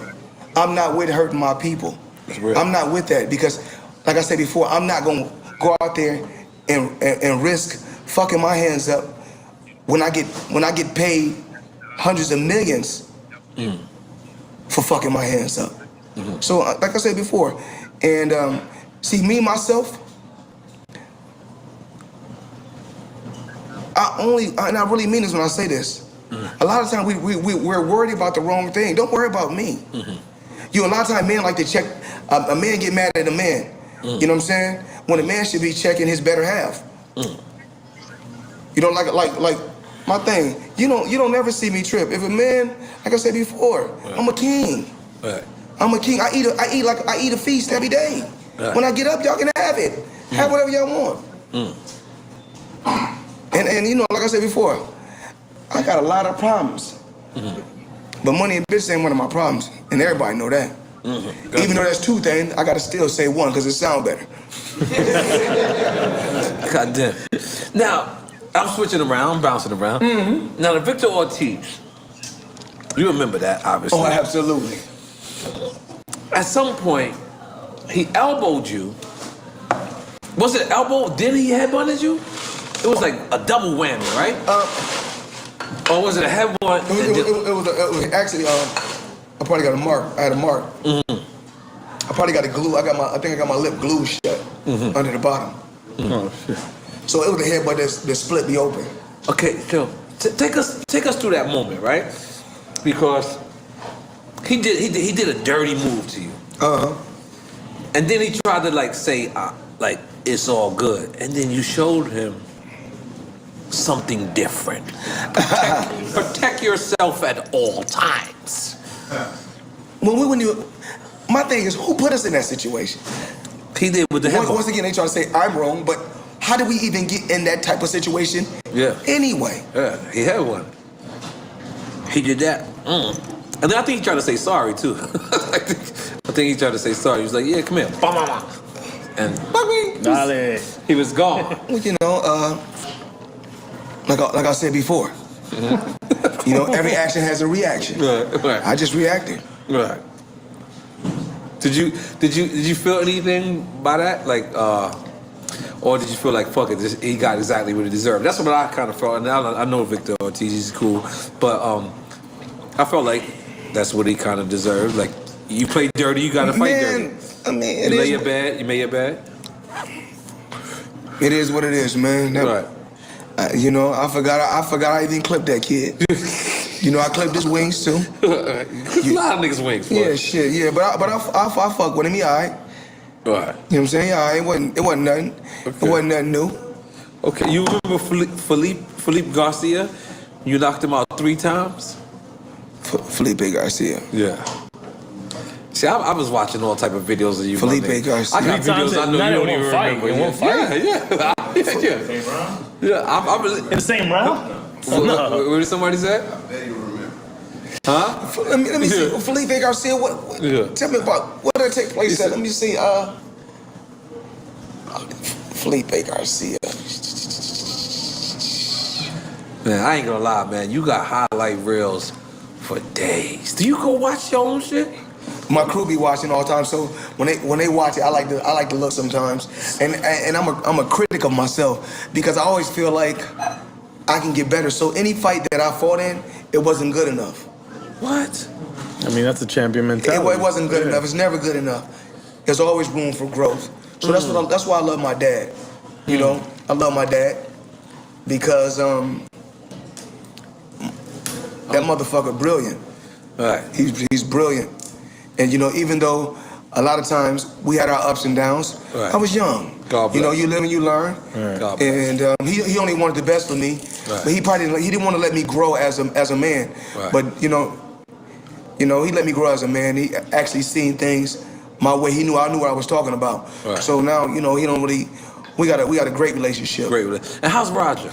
He's not doing too good, but I take care. I make sure that he got the best care service. Right. You know, every month. It doesn't matter. You know, it costs a not to me, but to anyone else, right. It costs a pretty penny, but he's worth it. Right. I don't care what it costs. It could cost me $100,000 a month. I'll pay it. God bless. And if you was to go back to the ring, who would be the person holding your mitts? Like, besides your partner? No, boxing is really, you know, boxing is a little bit everything. You know, you got to have a good chin. Right.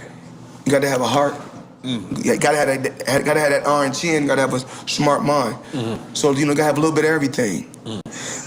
But you know me, man. I'm a dog with no fleas. They can't fuck with me, man. Who you looking? Who you looking for right now? Who I'm looking for, like far as what? Like as far as boxing, like you know, just somebody you to fight or just somebody a fan. Maybe not to fight. It's a lot of fighters out there. Okay. Even the fighters under, like I said before, under the Earl Spence. Hell of a fighter. Okay. So I remember. You remember? I'm the first one that said he was gonna become world champion. Keith Thurman. Hell of a fighter. Okay. Danny Garcia. Hell of a fighter. Okay.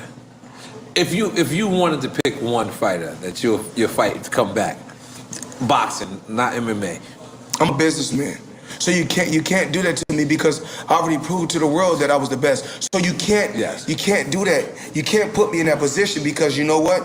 I proved to the world for 20 years that I was the best. 20 years straight. True. World champion 20 years. Just like Michael Jordan did, but they would still compare Kobe. They would still compare LeBron. I mean, that's what they do. Yeah. That's a team sport. But we talking about, and you got to realize this. Yeah. I don't take nothing away from nobody. Like I love LeBron James. But when we talking about athlete of the decade, that's me. Right. But that's me hands down. No, I respect that. Because how can I dominate? I dominated from, and I'm still active basically. Right. So we talking about from 1996 to 2020. You know what I'm saying? And I never received athlete of the decade at the top in Forbes, and I'm my own boss. I never received rap like decade neither. No, I'm fucking with you. I'm fucking with you. No Gatorade behind me, no Sprite behind me. Damn. Oh wow. No Nike behind me. I ain't people like that. You know what I'm saying? You gotta realize these are billion-dollar companies. Wow. And we like to call it placement. So if they paying, you get what you want if you paying enough. Right. But we going off just honestly, I'm the athlete of the decade. No, that's of the last 2 decades, actually. Yeah, I respect that. I respect that. And guess what? And I'm gonna take my hat off to LeBron James. Right. He's the dog. Right. But so you saying you don't got a Sprite deal? You never had? I don't need a Sprite deal. But you used to rock Nikes at one point. I wear everything. Oh, but that's not like an endorsement deal. No. You see me wear Reeboks. Yes. Okay. I did. You see me training Reeboks. Okay. And of course, if I put on anything, I'm gonna get a check. Whatever I wear, I'm going to get a check. Period. Because that's just me. You know, like I said before, it's all about working smarter, not harder. I'm gonna get a check regardless. You know, it's no different from this. When I wear Hublot on my trunks, I'm about to say, yeah, Hublot they probably cut a check for $8 million. You know, they probably cut a check for $8 million. That's not. See that? Because the thing is this: a lot of people settle for less. I'm gonna go get what I have to go get. I'm gonna go get it. I have to. You only got one life to live. So I'm not gonna ask you for nothing. I'm gonna tell you what you're gonna have to give me. Right. You know what I'm saying? Before you ain't gotta shoot a number at me, cause I'm gonna shoot a crazy number at you. Right. So being that you beat every boxer in this generation, what do you think would happen if you fought Tommy Hitman Hearns? Somebody like that. This is just, you know, what is it called? Hypothetical. The thing is this. He can dish it, right? He can dish it out. Motherfucker got power. Motherfucker got good boxing skills and all that, right? But the thing is this. When you're not able to hit the target now, you get tired. Right. And we already seen that he's been clipped in 3. He's been clipped before. So anytime you match, there's no green print on how to beat me. There's a green print on how to beat him. And I got to tell the world, like I said before, the Floyd Mayweather, you know, how we do, we call it the green print, the money print, basically. So everybody else call it the blueprint, we call it the green print. Right. There's no green print on how to beat me, period. But once, like I said before, there's a way to beat him. Because you go look, if you got one loss, you lost because there's a way to beat you.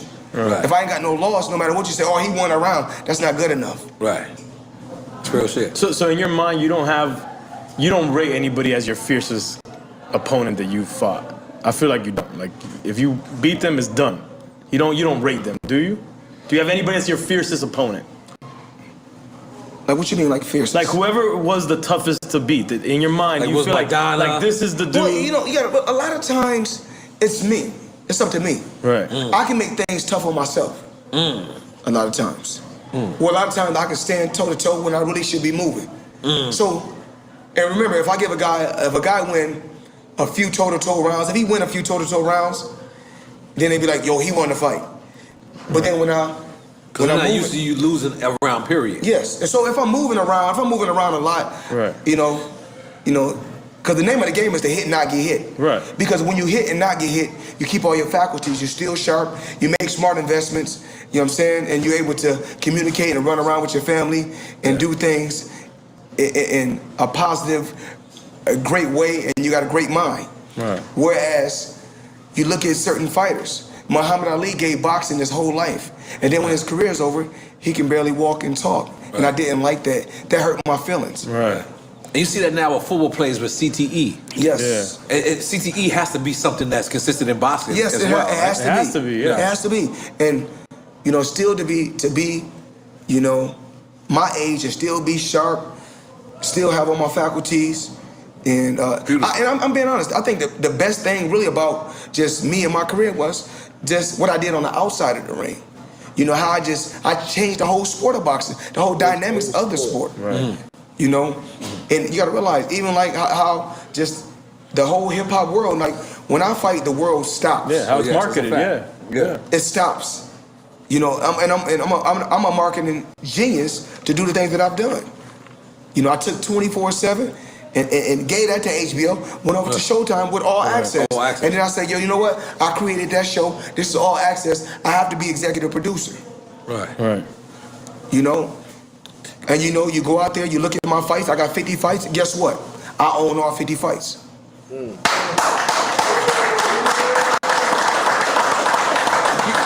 know, that was the most interesting thing about boxing to me is like a 24/7 All Access, because no matter who the person is, they have to make this boxer seem interesting. Meaning, like the boxer is from Grand Rapids, so the boxer is from whatever. And you showed them create the story, right? That you follow. Yes. Yeah. Is that something you created, like totally, or that you had a team? I'm not gonna sit right here and say I've done everything by myself. Right. You have to have a team. Right. My thing is this. All I do is, it's just like a puzzle.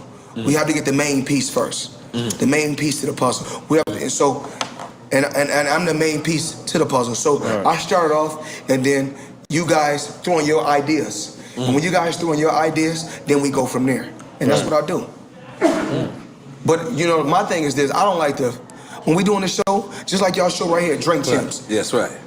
I like to keep my shit raw and uncut. Keep it raw. So you know, even like with the me and Conor McGregor, all that wasn't, none of that was rehearsed, and we took that shit to the next level. None of that was rehearsed, and you know, you got to realize just this year alone, with the 2 fights on the table, and you know the numbers are up there high, and the numbers up right what we're talking about right now. My numbers, of course, can be somewhere upwards of 600 million.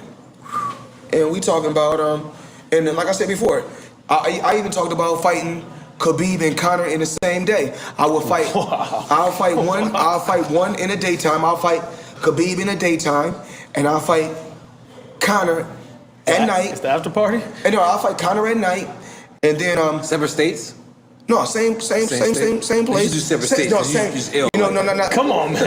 No, you gotta realize. You know, when you're doing it like this, you gotta say which country. Right. Yeah. So we international. What you doing? So which country we gonna do it in? But you know, y'all can give me but for that, you give me a flat fee, and then on pay-per-view, you pay one fee.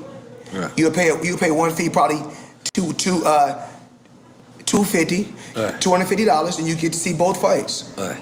But you ain't. I'm gonna be honest, as the like one of the biggest Floyd Mayweather fans. And I want to say thanks. I don't want you to fight no more. I don't want you to have an exhibition. You know, no. I want you. The exhibition. What's it? Girl collection. I just wanted you to hang out in girl collection. I want you to wrap it up. But these boys is easy. I'm just saying. This is easy. I'm just saying. Sip that. Sip that. Okay, that's a sip. No. Let me light that. Let me light that blunt for you. You ain't light the blunt. No. I like the blunt. Why not? Are you gonna light the blunt for me? I thought you was gonna light the blunt. You know, weed is legal in Vegas. Smoke champs. Make some noise for this goddamn. Weed is legal. Okay, weed is legal. Weed is legal where I live at. Yes. Now check this out. And it's legal here. Yes. Now hit that right quick. Okay. Yes, sir. And that's Now, that blunt was Conor McGregor. That drink was Khabib. Okay, let's take this down. That's so easy. So easy. It's so easy. Now I'm just saying, Floyd. I'm just being honest. Yo, but you gave so much to the sport. You gave so much to black people. You gave so much to people that come from the ghetto. That can say, you know what, I can start from here and I can end here. Yes. So you know what, as a person that I protect you. But I'm a businessman now. I know. See, this is not fights. It's called entertainment. Jesus, this is called entertainment. I can't argue with this at all. I'm trying to find an angle to argue. I can't. But you know, for real, I gotta really say, because a lot of times I do these interviews, and I don't really talk about, you know, my right-hand man. So, you know, I must talk about the Harlem Hot Boy, a.k.a. P. Rilla. That's my nigga. You know, because a lot of people don't know, you know, he's behind the scenes. He's behind the scenes, and he make a lot of shit happen. Goddamn. And he don't never, great nigga. He's never came to me once and said, you know what, give me props. And, you know, he good. Yeah. But, and he put a lot of power, I mean, he put a lot of deals together for me. You know what I'm saying? Even like like deals overseas. I'm talking about, like the exhibition. The exhibition, I'm about to say. Yeah, and we talked about on social media, we talked about 9 million, but actually he got me more than that. Actually for the exhibition, and we talking about, and y'all seen what I did. I ain't gonna front that he wasn't ready for you. That the exhibition dude, like I don't know. You got to do that in the Kevin Hart voice. He wasn't ready, man. And I'm nervous. I'm like, who the fuck is my nigga fighting? This nigga's just, like I said before, like the Harlem Hot Boy, man. Mm-hmm. Great dude. Solid man, solid dude. Been with me about 15, 16 years, and just been solid. And he wasn't there just for the money. You know what I'm saying? When he put a deal together, he could put a deal together for $1 million and won't ask for one dime. So, like I said before, loyalty is a lifestyle. Goddamn. Honestly, loyalty is really a lifestyle. Goddamn. So I fuck with people like that, and like I said before, he's down with me like 4 flat tires on the dump truck. Goddamn, make some noise for that. Goddamn. And I ain't gonna lie, Floyd, you rolled through like an old school rapper from the 90s. You had about 6 trucks, a tour bus, 4 sprinters. Yo, rap vehicles. Hold up. Remember one thing. I was getting it in the 90s. God damn it, make some noise. and the thing you said like this. You talking about, and we out here. Where we at right now? What state is this? This is we're Miami. I mean, we're in Miami. We're in what we can say. What city we in? When the state we in is Florida, but the city is Miami. So we out here for the Super Bowl, right? I brought 50 people to the Super Bowl. Goddamn, Floyd. Yeah, he came out BMF first style. Who's winning the Super Bowl? It's gonna be a tough one. It's 50-50. Everybody got their own opinion. I'm a betting man. Okay. So I'm not gonna talk about it. So you're not gonna talk about it. I thought you would say you are gonna talk about it. I can't do that. Like I said before, everything ain't for everybody. I'm going with Mahomes because he half black and I'm just black. So I just gotta go with the black people. I'm just being honest. That's it. I have no other fight in the game. I'm saying half black. He half black. That's it. I'm half black. I'm half Puerto Rican. So curly hair. We get my home. And the nigga name sound like my homie. Yeah, but my homie. But guess what? Remember LL Scratch? But when the guess what? You know what color you are in the real world. Yeah, I'm nigga. Okay. Yeah. Okay. Yeah. So Mahomes is nigga too? No? You're not accepting him as a nigga? I love him. Okay. He got me paid. Okay. He got me both of them. You bet on him. My thing was this. I said to myself, there's 4 teams that's gonna go. Okay. Baltimore, New Orleans, Lamar Jackson was a dog. San Francisco, okay, or KC. Those were the 4 teams. Okay, New Orleans, missing one. New Orleans, Baltimore, Drew Brees and them, they did not make it. Kansas City, and what is San Francisco? Okay, I want to make sure I was right. So my thing is this. I think that, like I said, Lamar Jackson, he was sitting too long, rusty. Mike Vick is one of my people. You gotta stay in the flow. Gotta stay in the flow. He was sitting. You said he was rusty. A lot of times these coaches like say rest. Once you in the flow in the rap battle, you like to keep going. Right. You talking about you gonna sit weeks out, then you want to come? No.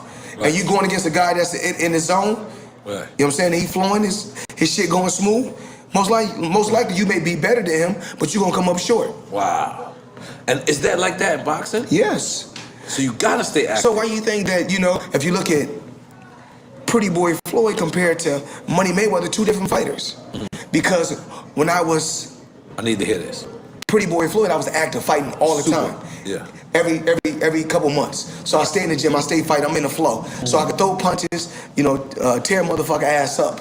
Then when I got older, I'm still wise. I still can tear your ass up, but in a different way. Right. So still winning the fight, but too. you got to stay in the strategy. flow. Right. You have to stay in the flow, and that's what a lot of times these coaches are inexperienced because they never been put in that situation. So like me, I don't want no trainer in my corner when I'm fighting if he ain't never had a fight before. You got to have some type of experience at fighting, not just have experience at working in corners. That's like taking experience from a nigga that never been fat before, trying to tell him like you could be skinny. Like nigga, you ain't never been. You was fat. working out. I seen you one day. I seen you working out, getting that weight down. I fuck with you. I'm trying. I seen you. But hold on. So that's it. You nigga got to be a champion or have a fight before he fuck with you in that ring, because you got to have that dog instinct, right? He just gotta have some type of experience. And you know what's fucked up nowadays? It's not really like a fucked up. therapist to give you advice that never been married. Absolutely. How the fuck he gonna give you advice about being married? You motherfucker. You got. Yeah, he went through all this crazy. Just saying. Like, So just you think got- about it. So you got. Basically. That's why you ain't like Larry Merchant. Let's just be honest. Let's be honest. I didn't like how I made him resign. I believe this is the truth. I didn't want him to get fired, so I made him resign. Right, because Larry Merchant was a little loose sometimes with his mouth. Because of the crazy shit was, this is what I want to break it down. In the beginning, Larry Merchant was so in love with who you was as like this young kid, and then he wanted you to stay like that. He wanted you to almost turn out like my Ali, with no disrespect, but you know, like.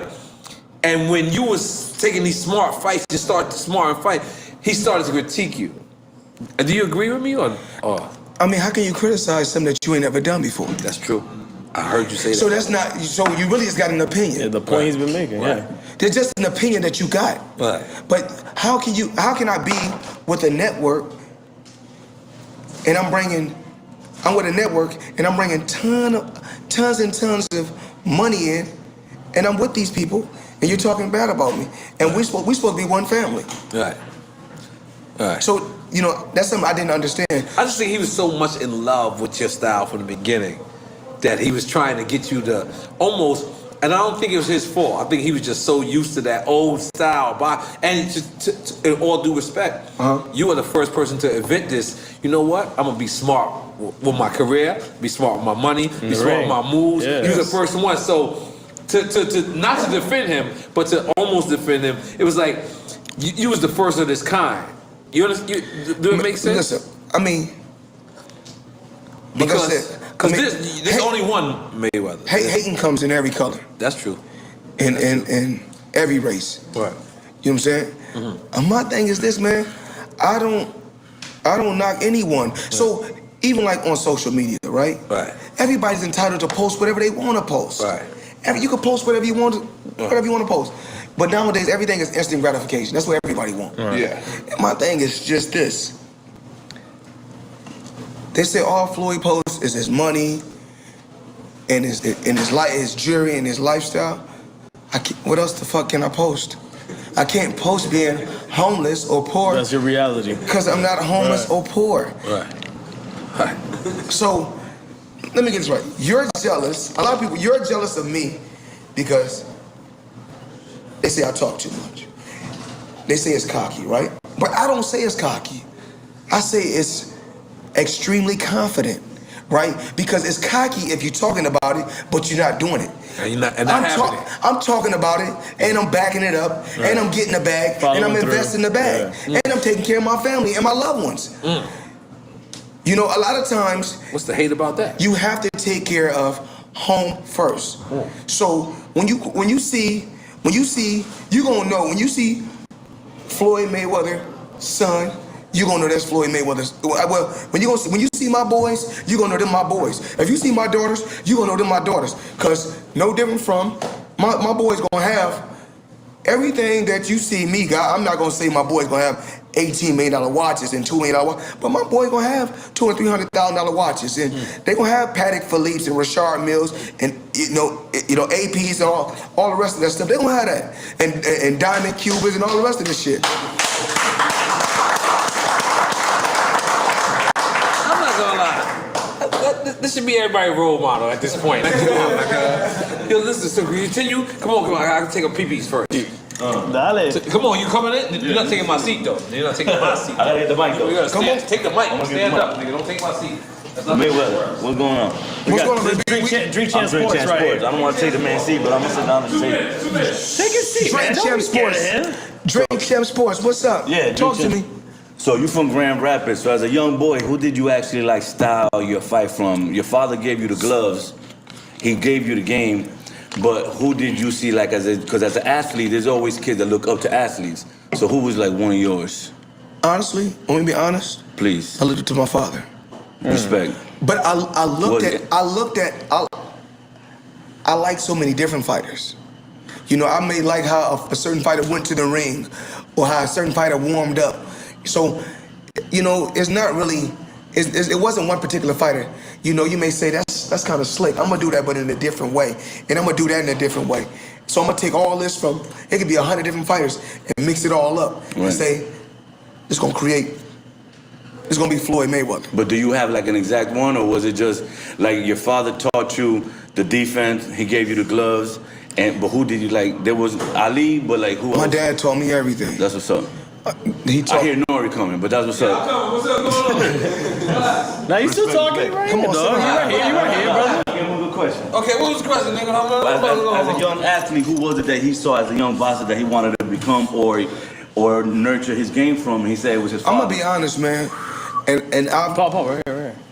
Yeah. And I've said a lot of things, you know, in the past, but I'm gonna Sugar Ray lineage? No, I'm gonna come on record and really say this. And I'm not just saying it because he's my dad. That motherfucker the best trainer ever. That motherfucker is nice. He's nice. He's real nice. That's dope. Because he's nice because of this. The fundamental boxing, everybody think boxing is just from the hands. Right. Boxing has something to do with the key to boxing. First, before you can put your hands up, you must have your legs in a certain position. Right. You must be on the pivot. Right. So the pivot is a key piece in boxing. Right. You know, almost like the pivot is in basketball. Almost like the pivot is in basketball. It's like martial arts. In a sense, I would imagine. It's a lot of details, you know, to boxing. You know, when you catching certain shots, a catch and shoot, a pull counter. I mean, it's so many things. A up jab, a check hook. It's just different things. Right. You know, I mean, it's called measuring. There's so many different little things that, you know, people. You know, these guys got commentating jobs, but they can't talk about it. Right. I mean, they don't know about it. I mean, and I can't say they can't talk about it because they don't know about it. You can't talk about nothing you don't know. So how you a commentator when you commentate? But you know, that's why we good at our shit because we've been through it. Yeah, we've been through it. That's why we good at our shit. Yeah. We've been through it. We've been through boxing. You know, but you know, Antonio Tarver was a hell of a commentator. Andre Ward is doing a hell of a job. Andre's doing a great job. Yes, he's doing a great job. He retired early. You think he retired too early? I don't. You know, I really don't know. Okay. But he's a hell of a guy. Yeah, he got a 0. He don't got no losses. He got a donut. Yeah, he got a donut. Yeah, he got a donut. Yeah. Is that something? I want you to retire with a donut, bro. I want you. Let's ride off to the sunset. Even though I know you got your own crew, but in my mind, what y'all? I know you got me, but in my mind, wherever y'all at, I'm like. You gotta realize I don't fight boxers. I already proved to the world that I'm the best at that. Yeah. I already proved to the world I'm the best at that.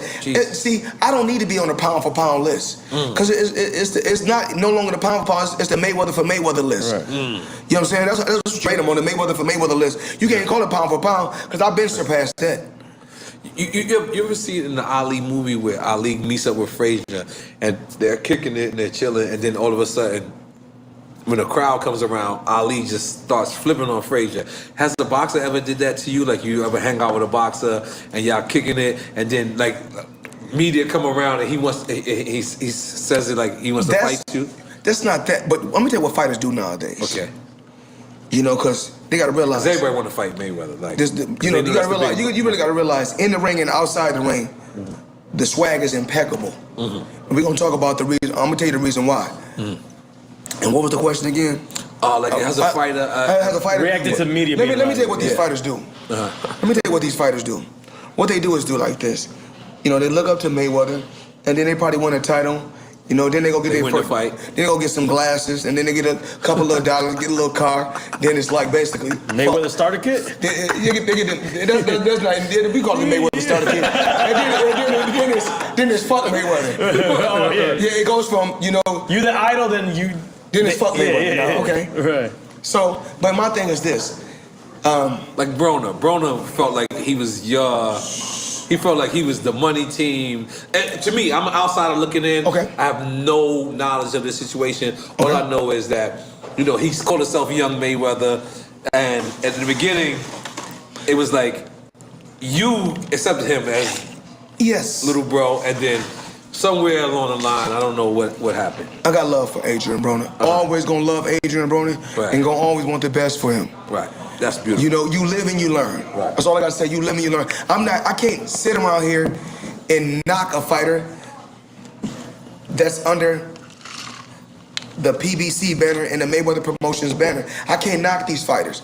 If I can't uplift him or say nothing positive, then it's best I not say nothing at all. You know, that's positive by itself. He goes through. He's going through a lot of ups and downs, but he's a true champion, and I truly believe he can bounce back. Right. You think him against Pacquiao, who you betting on? When he fought Pacquiao? If he going to fight Pacquiao. No, he did fight Pacquiao. He lost already. I'm bugging out. What the fuck am I thinking? I'm talking about Danny Garcia. You smoking that? Yeah, that drink chance. I mean, that smoke chance. I'm drinking that drink chance. Who you betting on? I'm sorry, because I just seen Danny Garcia win a fight, and he said he went to fight Pacquiao. Who would you bet on, Danny Garcia or Pacquiao? This is a gambling, Floyd. Danny Garcia got a good hook. Yes. Super left hook. And one thing about Danny Garcia, he got power, but don't get me wrong, Pacquiao obviously got power also. Right. You know, I've been in there with him. Did you feel his power? He's solid. He's solid. Okay. He's solid. Ain't nothing I ain't never felt before, but he's solid. Right. And he felt me too. That's why he wasn't quick to run in there. Right. So it obvious we both felt we felt each other. Right. And we saw y'all in the game recently. Not recently. It was probably like 6 or 7 months ago. You and Pacquiao. Yeah. And the whole headlines was y'all was negotiating. You know. I don't know why people keep saying this. Okay. You know, I don't know why they keep saying this. Like Mayweather Pacquiao. At the end of the day, he kept talking about I was scared. Went down a commercial, the ESPN commercial, talking about I was scared, and they was, you know, being disrespectful for years. Right. You know, it finally happened. He got cooked. Right. Now they begging for a rematch. Right. My thing is this. If you get it done right the first time, you got to do it again. Right. So my thing is this. I went out there 50 times. Right. And got it done right the first time, all 50 times. Right. And did you ever feel like the criticism? Because a lot of people I think they recognize that you beat him, but they wanted you to knock him out. And that's not where it's at. Like, I mean, you got to be like, okay, this guy, I think he went to eight weight classes, not 8 or 9 world class, 8 or 9 weight classes, right? Okay. Okay, this is the same guy. I think he won 2 rounds. I gave him 2 rounds, 10-2. Where I'm from, that's a blowout. So who would want to see that again? That's a blowout. Right. And but he's solid. He's solid. Like I said, he working with us now. So he on this side. He on the money team? I mean, you gotta realize he working with, like I said before, he's under the Mayweather Promotions banner. He's under the PBC banner. And like I said before, and people gotta realize, everybody like, oh yeah, Mayweather's not PBC. Mayweather's not PBC. Well, you can believe whatever you want to believe. Like it's like this. If I own an LLC, and the LLC can say Drink Champs, but I own the LLC, right? And don't own our LLC. Yeah, you trying to take our LLC? No.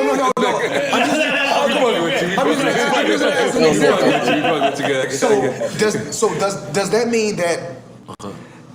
Like I said before, does that mean that the LLC could own that company, and I can own the LLC? So does that mean that I don't own that other company? Damn sure That's do. real. So just because they don't say Mayweather on it, don't mean I don't have anything to do with it. Of course. Or I don't own it. Right, absolutely.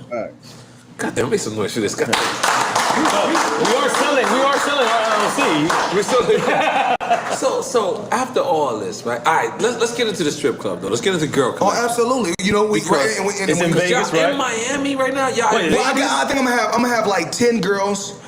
You brought the club to Miami? Well, I brought some of our girls. That's what I'm saying. I brought not it's all. A pop-up. Not all. It's a pop-up. Right. Do you handpick these motherfuckers? A pussy up. A bad I wasn't ready. I wasn't ready, but I'm in. Okay. So we brought 10. You know, 10. In that tour bus? No, not the tour bus. Because everybody's about to leave the room right now. Yeah. So we got 10. You're taking over G5, correct? We It's a joint. It's a joint. We coming together. Okay. We're working together. Okay. You know, just like it's no different from it's a merge. Like Are you working with Akinelli? I don't know who's doing it. You know, my guy set it up. You know, my team set it up. Like I said before, I don't do everything by myself. Sure. I had the idea, and then, like I said before, my team bring my idea to life. You know, it's all about working together. Remember, I said I can't do everything by myself. Right. You know, I'm not gonna hit you. And may he rest in peace. I love Kobe. I can't hit you with the Kobe. You know, what Kobe told you in the rap game. Kobe said, "Yeah, you know, he want to do everything." Kobe said, "I can do everything." Yeah. And I'm like Kobe. I can do everything, but I can't do everything by myself. I need help. That was real. So what's your favorite part of the boxing? Like, what's your favorite part of the sport? The check. Damn. The check. I'm gonna be honest. This is something that nobody don't know. And any fighter can tell you this. Any fighter that's boxing, there's nothing in the world that feels better than winning a big fight. Nothing in life. Because I remember what fight you had. You had a crazy cut on your fight. I forget what fight. You gotta Google this. 'Cause I ain't put this one down. Okay. You had a super cut, and I kid you not, it was just gushing blood. What fight was this, huh? Bro, Hatton was cut. Yeah, no. No, he's calling Has, but Has it to sounds Google like it. Haas. Yo, it's where you had a super cut, and I was so scared, and like. Hatton was in the corner. Yeah. And I said I couldn't see. Yeah. I said, but don't stop it. No, because one thing about me, I'm never gonna wave a white flag. Yeah, I'm never gonna wave a white flag. Okay. You know why? Because one thing about me, I'm no quitter. Is that you or is that boxing period?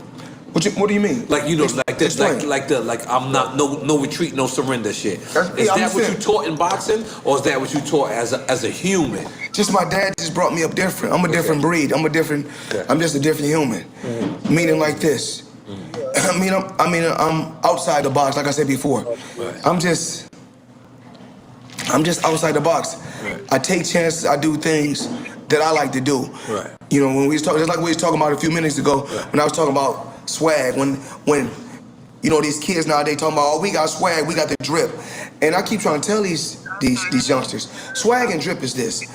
Just because you can get a bunch of name brand shit and throw it together. And got a bunch of different colors, blue, green, orange, pink, and yellow, and then throwing a Louis belt or a Gucci belt. That's not the drip. Swag is all about balance. It's all about balance and paint. You know, everything has to have balance. Meaning that if you got on something dark, the pants got to be light. If the outfit is real busy, the shoes got to be plain. So swag, this dressing thing, it's all about. You got to be an artist. You know what I'm saying? And where we come from, I'm talking about us. Me as a black man. If you go back and look, we always had balance with colors. If you got this whole bunch of colors and shit is everywhere, then you throw a bunch of jewelry on. It's not the drip.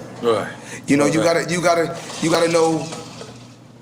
You gotta know when to fold and when to hold. Just period with this dressing game. And so a lot of times, you know, you see me with different styles that I post. The thing is this. I'm not gonna dress like I'm 21. For real. You know, I'm an older man. I'm 42. You're evolving, yeah. I'm 42. Up, yeah. So 42. you may see me with a different jackets, different boots. You know what I'm saying? Because I'm outside the box. I got a different money. You know, if you don't got the same kind, if your accounts don't look like my accounts, then guess what? Our dressing game ain't gonna be the same. You know, it's easy for me to get on. It's easy for me to get on y'all level. But the thing is this: I'm trying to teach these youngsters how to evolve and go to a different level, so you can sit down in a room with tycoons and make smart investments like me. So, you know, when I sit down with my billionaire buddies, because when I sit down with them, this is what I did. I don't sit down with them and say, you know what? Oh, I want to get on your yacht. Oh, I want to get on your plane. No, that ain't what I did. Oh, I like your house. Nuh-uh. You know what I say? Listen, and show me the way. I want to do this. I want to do the same thing that you're doing. And a lot of times what these youngsters don't know, you know, when they talk about just like when they talk about Jews, people, you gotta realize the first Jews were black.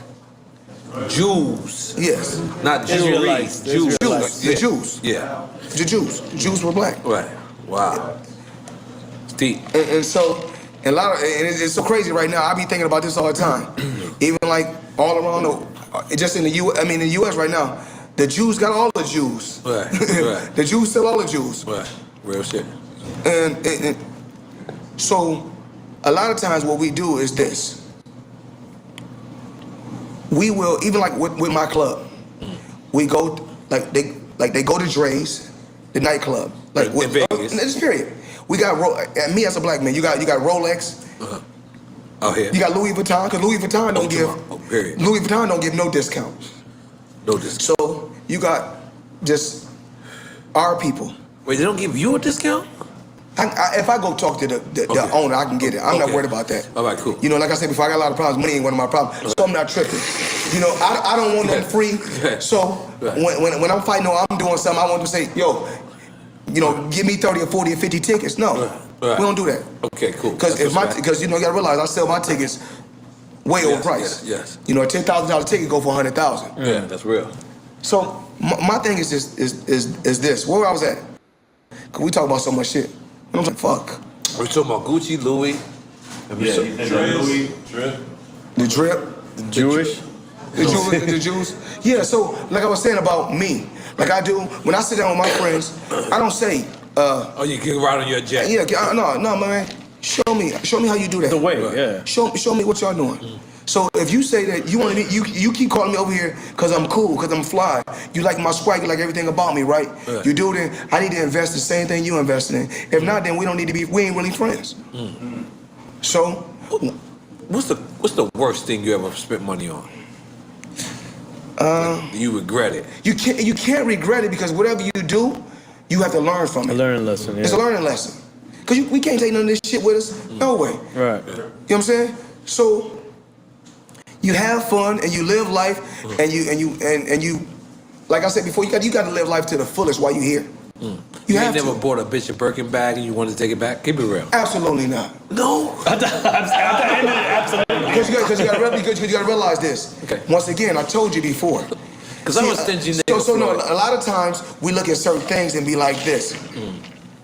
We look at things and say, who was the first motherfucker on the internet talking about Birkin bags and giving bitches Birkin bags? That was me. So I believe in my thing because my thing is this. We a lot of times, and I know we call them we call females bitches, but at the end of the day, this is how the real world works. Let me tell the people how the real works. The real world works. A man like to call every woman a bitch, but their mom ain't no bitch. But to their daddy, their mom was a bitch. Okay. You get that? I see what you're saying. I get that. So, I believe in really, because I love my mother and I love my sisters, empowering and helping women. Okay. Yeah, of course. Yeah, I love women and I look out for them. Even though in the slang world we may like, oh, that bitch bad. You know what I'm saying? It's the slang world. But all in all, I love to see women win. So when I bought if I bought a girl a Birkin bag or I bought a girl a watch. You know what I'm saying? It's plenty more where that came from. You know what I'm saying? I'm not worried about, you know what I'm saying? I'm not an American giver. I can't say Indian giver because I'm not an Indian. You know what I'm saying? I was a foul nigga coming up, Floyd. Listen, you did it. You guess what? You where you at because you did it your way. Okay, that's so everybody got to let it. I don't know if that's a diss or a big up, but I'm. Yeah, that was L what you just said right now. Indian giver versus American giver. That's American giver. That's what we gotta start changing it to. My thing is just, man, I live my life the way I want to live my life. Right. They be like, oh, Floyd, you want a woman to move and you want her to move. You want her to do what you want her to do. But guess what? I mean, you got to take care of her, look out for her. And that's just me. You know what I'm saying? Even though I'm in the check cashing business, I don't mind, giving a little bit. You got check cashing stores? No, so I'm in the check cashing business. You know what I'm saying? That's why I be like, I'm always about getting a check. Right. You know what I'm saying? The bag of the check. So I say I'm in the check cashing business. I thought you had franchises. I was like, You got the Denver Nuggets joint on. Because of my boy Tim Connolly. That's one of the presidents over there. Are you a Denver Nuggets fan, or this is just? Oh, today I want to. You know, Yeah, okay. I don't always got to do. I don't always have to go money team. Yeah, because you know why? Whatever you. And you know, Denver was the first one with that weed license. That right? weed license. Okay. Is Mayweather gonna get into the cannabis? I'm into it right now. You into it? I'm into it in a different way. Okay. Where I invest millions and get back millions. We have smoke chance, by the way, just in case. We got smoke invest chance. millions. We're gonna give it to P. Rilla and all that. Because you don't smoke and What y'all got? Y'all got the Girl Scout cookies, the OG cookies? No, we got San Fernando Valley OG. We got hold on. We got also what the fuck is this? Sour Diesel. Sour Diesel. Okay. The last one's Mayweather. No, that's Sour Diesel. That's that New York. And we got Super Glue. Okay. We're gonna hit P. Rilla. You know that's my niggas. You know what I'm saying? But so that's something you're gonna get involved with? I've been involved with that a long time. Oh, okay. So everybody else is just getting involved. I'm just really, I'm real low key with it. I don't really got to say everything that I'm involved in. Remember, like I said before, everything ain't for everybody. So a lot of time when you see me going out there and they're like, oh shit, Floyd went and took that. I was in the city, so why go to the club for free if I can pick up a quick 25,000 or 30,000? I don't leave nothing on the table. Sometimes I get 150,000, 200,000. Sometimes it be 20,000, 25,000. You know, somebody may say, I want to go to the club. All my guys say they want to go to the club. I'm like, I can't go. I'm like, can you pick up a bag? They're like, yeah, we can pick up. Well, let's go. So I don't leave nothing on the table. What's the lowest bag you picked up in recent years? If it's like, no different from say, if it's somebody that's my boy, I won't charge. If he my boy and we cool like that, I may say throw me something like you ain't got nothing. The boy trying to come up and he a brother trying to come up, I may be like this. I'm in town, just throw me like 10,000. I'll swing by your club right quick. Cause he family, gotta show love. God damn it. Everything ain't always for the. I'm not trying to kill somebody. Let somebody else come up and he trying to build this stuff. God so damn. I'm a part of helping him build. God damn it, Floyd.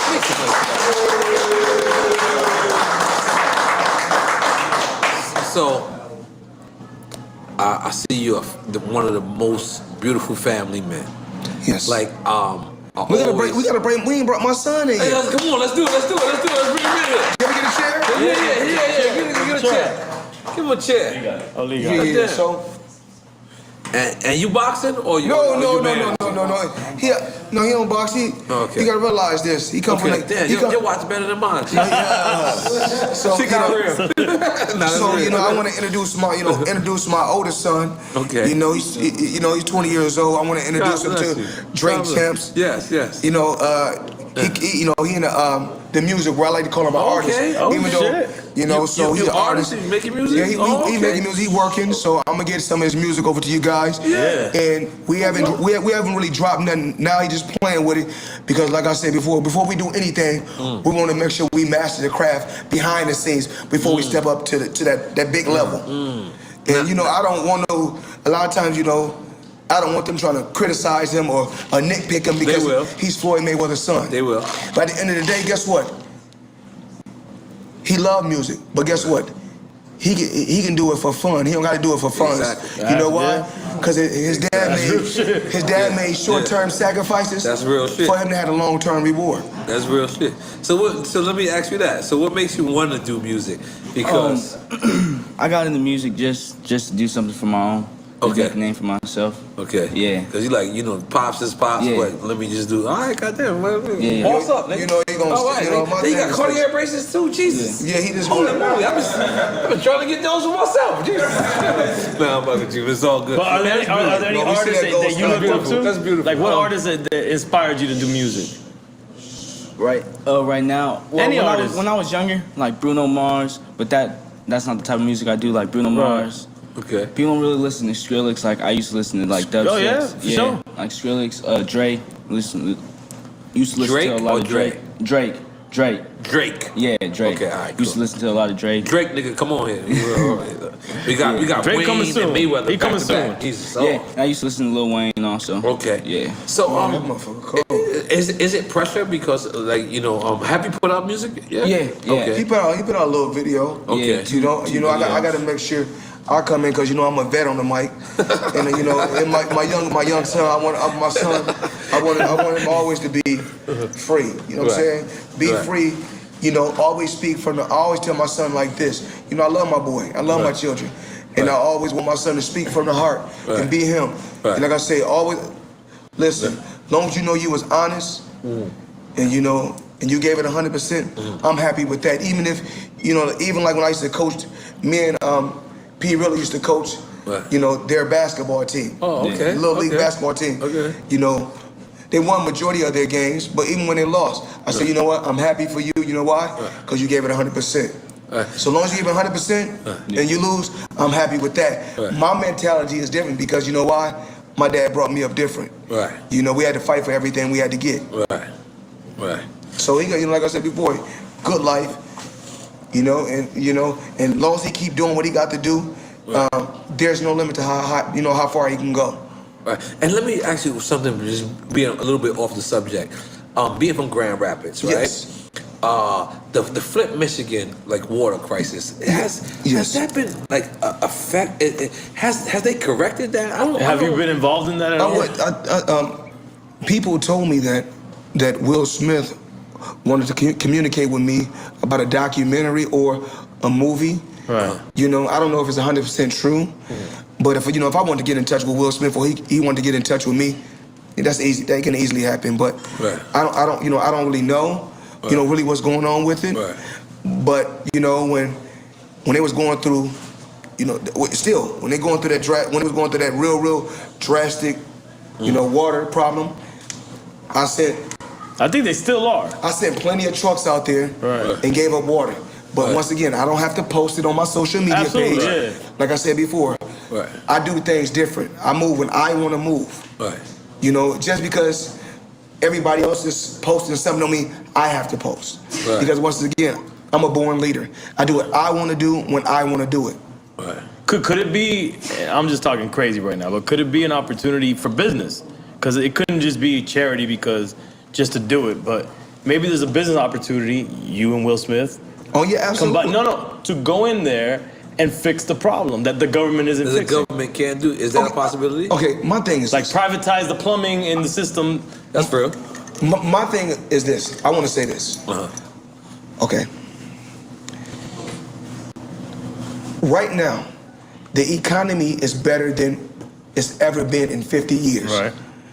So, whether we do or we don't like Trump, we have to take our hat off to him for the economy. The economy's doing well. I don't know about taking our hat off to him, but the economy's doing well. This is the reason why, okay? This is how I look at the situation. We have to live for our individuals and worry about raising our children. A lot of times we worried about the wrong thing. I don't wake up saying, oh, I'm worried about what Trump and his family is doing. Even though we do have to worry about our country and our people. I have to worry about teaching my son how to be better than me. Don't be like Floyd, be better than Floyd. Don't be like the dad, be better than your dad. And I want to push my son to be better than me 10 times. Absolutely. So I don't wake up worrying about what Trump and his family and everybody else is doing. I must take care of my home first. Brother, it don't matter if Barack Obama is in there, if Bush is in there, or Trump is in there. That's not going to stop my drive and my will to win in life. You always make the best of any situation that you're put in. So that's my thing. I'm not here to, I don't like him because of this. Man, people spend too much time worried about the next man. If you worry about yourself, you make him go to another level. You make him become an entrepreneur. You make him become a CEO. So I don't worry about nobody else. I got to where I got to is because of this. My whole focus was Floyd Mayweather and his family and my team. Goddamn, make some noise for that, goddamn. So do you feel pressure, like, when you go in and make music? Nah, I don't really feel pressure. I'm just focused on myself. Just basically just trying to get my music out there. Just get better every day. Just work on my passion. Just work. But the thing is this: we believe in. We put work first. We don't put nothing before work. We put work first. Because at the end of the day, just period. People come and go out your life, whether it's a male or a female. We must focus on ourselves first. So that's what I always tell him. Even though, he has a significant other that he's happy with, But are you knocking shit down already? Go ahead, yo, nigga, go ahead. You knocking shit down already. But what I try to tell him to focus on. You gotta strap up though. Strap up. Oh yeah, I told him that. You know, my because bad. I went too far. Because you you gotta know, strap up. Forget right now me being a grandfather. I end up being a father because I have to take care of the child. So he's young, and I want him to focus on. Well, you got a kid? No. He's saying if he had kids, he'd be I don't want no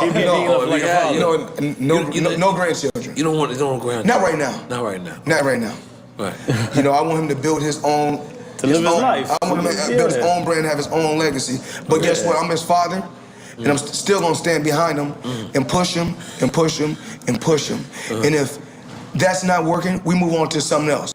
Because it's never good enough. We're never gonna settle for less. God damn. You know what I'm saying? That's beautiful. And even though he's doing music, I'm still gonna always make him invest in real estate. God damn. Always invest in real estate. Yep. You like I said, you always gotta have a backup plan. Yep. You know that's one of the things that bothers me is no one ever focuses on how great of a father you are, how great of a family man you are, how great of a family orientated person you are. Because they always say that Floyd is throwing the money and you know shopping in Gucci and whatever. Why they don't never focus on that? Why do you think that? I'm gonna spray some Creed, by the way, because you know you gotta keep the good energy around.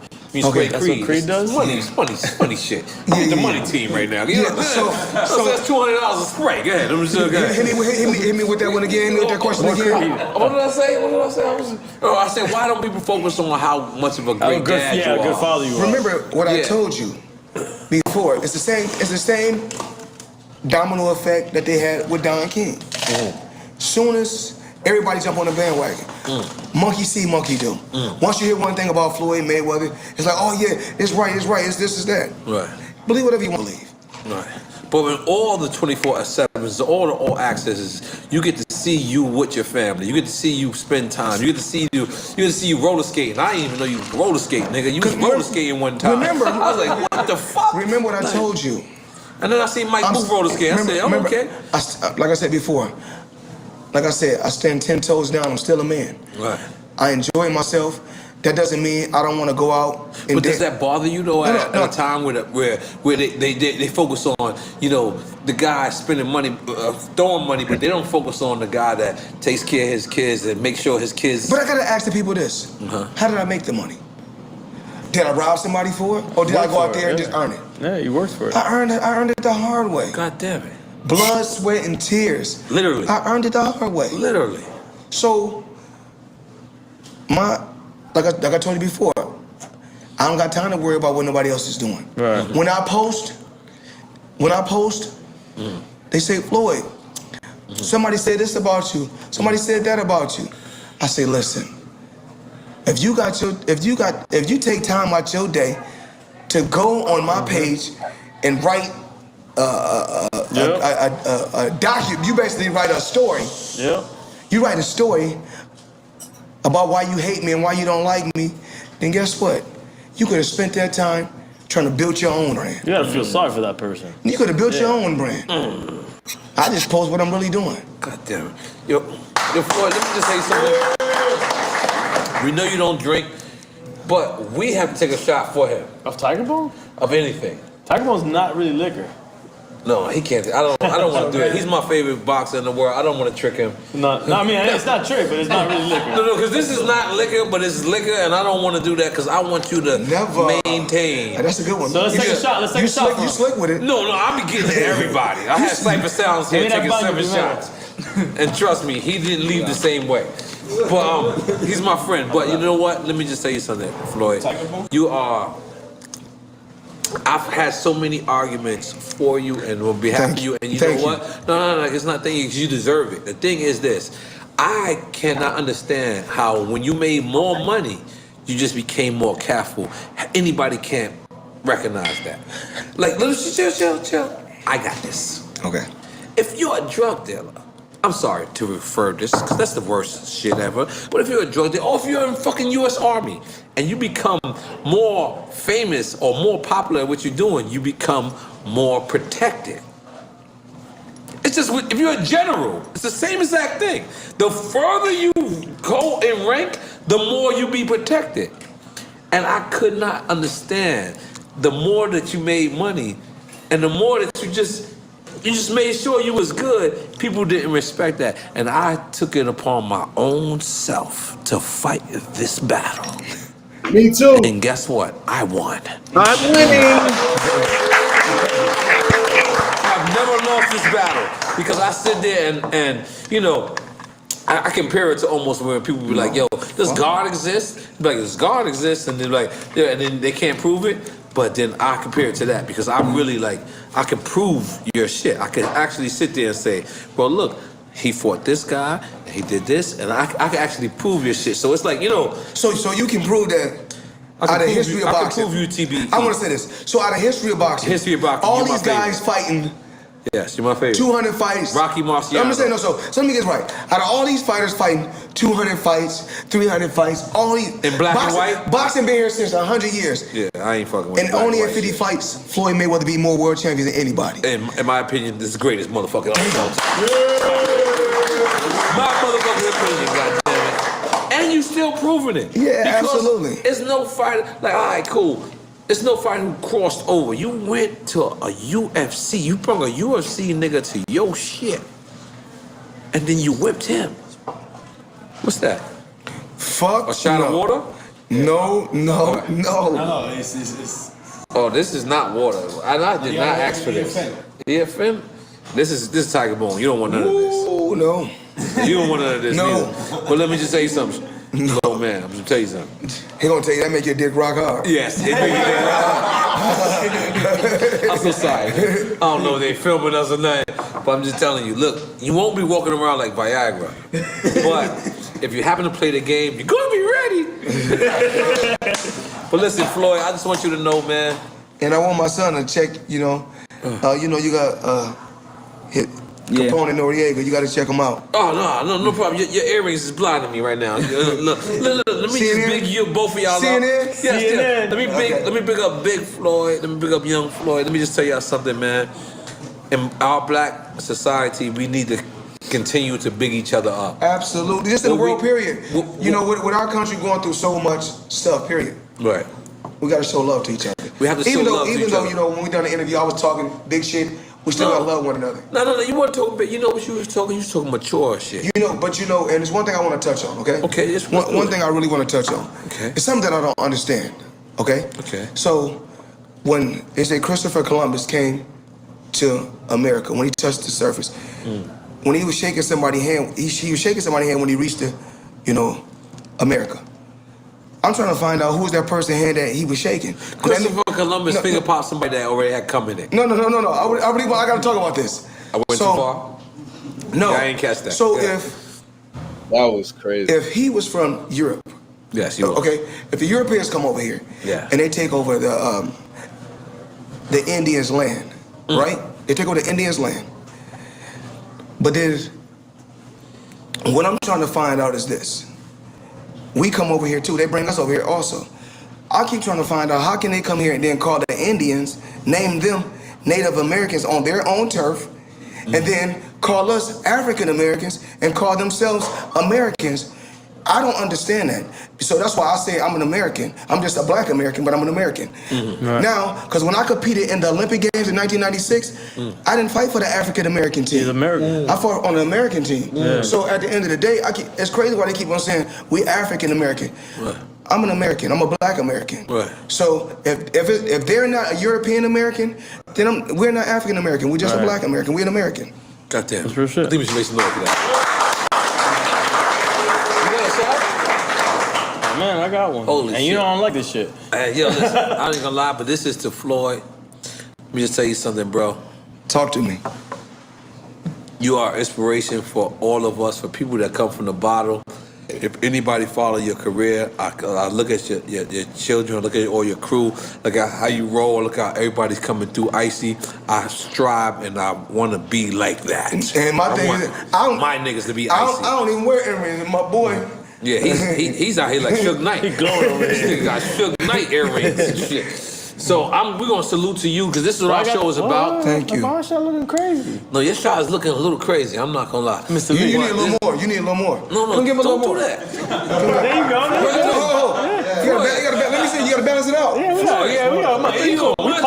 we partners in this endeavor. Floyd, you on my team, Floyd. No. That's a water shot. I can't do it because everybody gonna talk about Floyd was drinking on the show. That's right. You know what? I respect They're that. gonna say on Drink Champs. They're gonna say on Drink Champs, the champ was drinking. Nah, we don't like that. Absolutely. And you know what? That's also what distinguishes you from. That's why I said in the beginning of this. Take it now. Salud. Damn.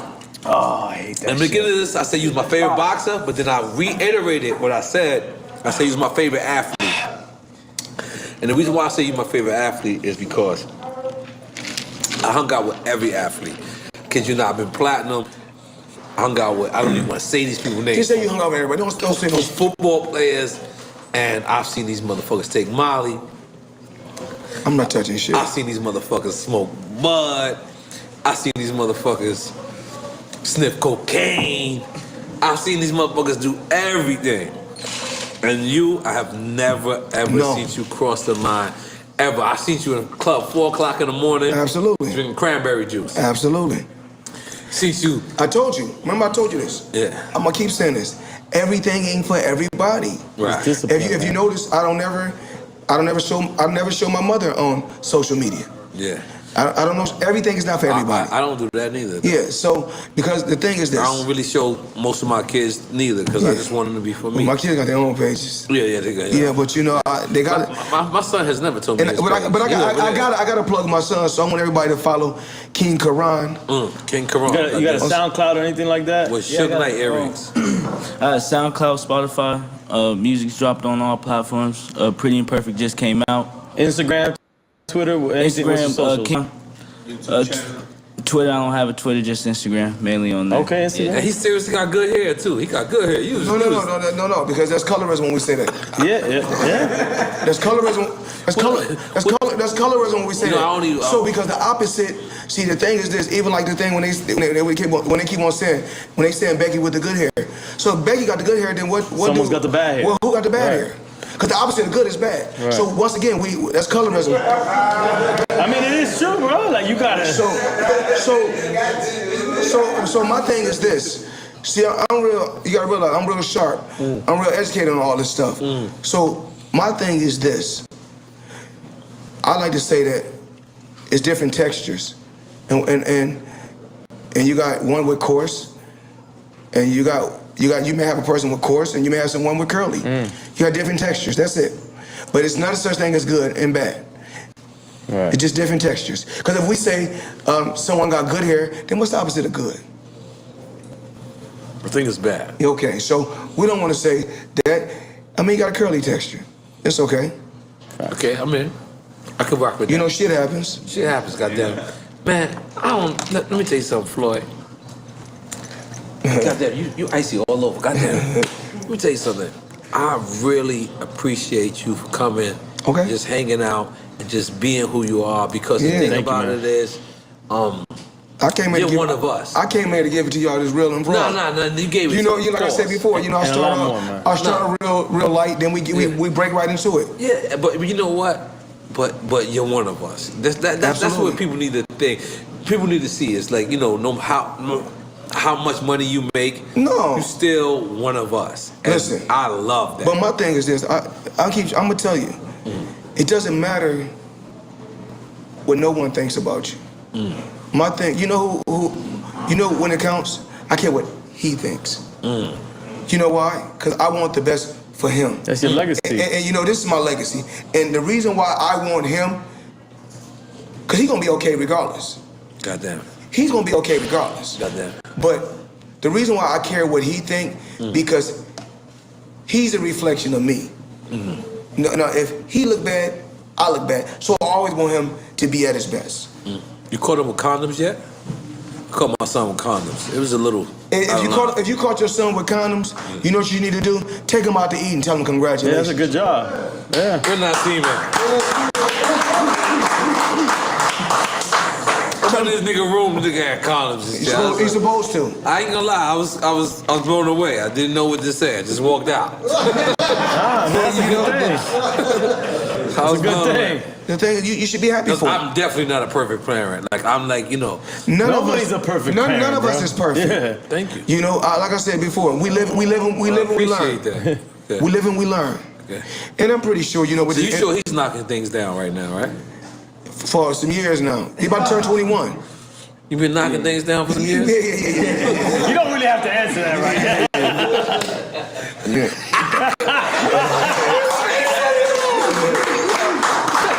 Yo, let me tell you something, Floyd, man. Let me just tell you, man, I really appreciate you coming. And, you know, a star like you, somebody such as big as you, I'm gonna tell you exactly what happens. People come, they have their security, scope out the situation, and then they have their people pull us to the side and they say, don't ask them this, don't ask them this, That's this true, and that. And you know what? Not one of your people pulled me to the side. I was waiting for it the whole time. For what? For them to Because be you know, like, I really don't do interviews. yeah, no, but what I'm saying is people of your stature, that's what they do. They'll say, bro, come, Nori. But they'll pull me to the side and be like, don't ask them about that. I'm not like that, man. Yeah, no. Because like I said beautiful. before, I'd rather for you to hate me for being honest than love me for telling a lie. God damn it, man. I can't think of a better way to end it, but you know, I just want you to know, bro, for black people, for boxing, you've transcended, you've done things that showed people from our culture that we can be there. Like, you know, from you, like I said, I went through all your fights. I really watched from the beginning. Like I really was just there. Like I don't want to say like I was just there. Like my father. My father was a like boxer. I said, your Spanish background. Yeah. That's what the Spanish people do. Yeah, and my father made sure I watched. I don't know why, and I've always saw you. And from where you were to where you at, it's a beautiful thing. It's a blessing. I mean, my thing is, I don't take nothing for granted. Right. I don't take nothing for granted. Right. Even though I pop a lot of shit and talk a lot of shit, I don't take nothing for granted. You know, my thing is, I mean, I hurt if my mother ain't having the best day, or, I mean, if my dad ain't, even like my dad, you know, his memory is not the same. And that could come from boxing. You know, but at the end of the day, do it hurt? Yeah, absolutely. So every day is not a great day for me, but, you know, the only thing I do is pray about it and hope for the best. That's the only thing I can do. Human, man. That's all I can do. Yeah. Right. But, you know, like I said, I mean, it's just that I only want to, my thing every day is I must take care of my home first. Right. A lot of times people leave, oh, did you get back to this, or did you do this or do that? Right. Listen, I got to take care of my own first. Motherfucking right. Nobody can be mad at you. You know, I'm not finna go out. I'm not saying that I'm not going to donate or give back, but I got to make sure that my home is taken care of first. Goddamn. Always. Goddamn. And I'm always going to push my kids to be the best that they can be, and I'm always going to tell them, if something don't work over there, let's move to the next. All right. If that don't work, let's move to the next. I'm always going to love you unconditional, and I'm always going to be happy for you. If music ain't for him, then guess what? It's okay. We move to something else. If that's not, we gonna keep trying till we find our niche. God damn, that's how I feel. I'm gonna wash my hands. We'll take a picture of some drops, and that's it. All right. Yo, God damn it! Thank you so much. Yeah, please. I'm gonna wash. Salute, TBE. Floyd Money Mayweather Jr. Jacques, man that did it all. Not only did he take over the sport of boxing inside the ring, took over the sport of boxing outside the ring, created his own network where he got your favorite fighter probably signed to his company. The first fighter to hold all the cards in a boxing ring. First fighter to have 100% of the revenue from a boxing event. Most world champions be undefeated, 5 weight classes, fighting at his walk-around weight. These fighters don't do that, and I'm going to touch on that too. I might touch on that tonight. Who's really great? Who's really great? We're not talking about somebody sucking down trying to motherfuckers walk around 180, then sucking down to 160 and fighting people there, talking about they fighting a bigger man. No, we talking about a motherfucker walking around 149, 150 soaking wet, fighting motherfuckers at 154. That's like Bud walking around 180, fighting motherfuckers like heavyweight. Stop it. It's levels. It's levels, and there's a difference. But again, it's that shit y'all don't think about. But again, it's Pound for Pound Boxing Talk, where the talk is the realest. Hit that like, hit that subscribe, turn on that notification bell so you know when I'm live. I'm probably going to be back on later tonight, maybe around 9, 10, 8:30, something like that. We'll see. Either way, y'all be straight. It's Floyd Appreciation Day. Every Sunday, shout out TBE, shout out the best to ever do it, the best fighter to ever live, and it's always going to be that. Shout out the pretty boy Floyd, Joy, Money Mayweather Jr., and shout out to all my people in the Pound for Pound Boxing community. We out. P4P Boxing Talk. Unbiased boxing channel.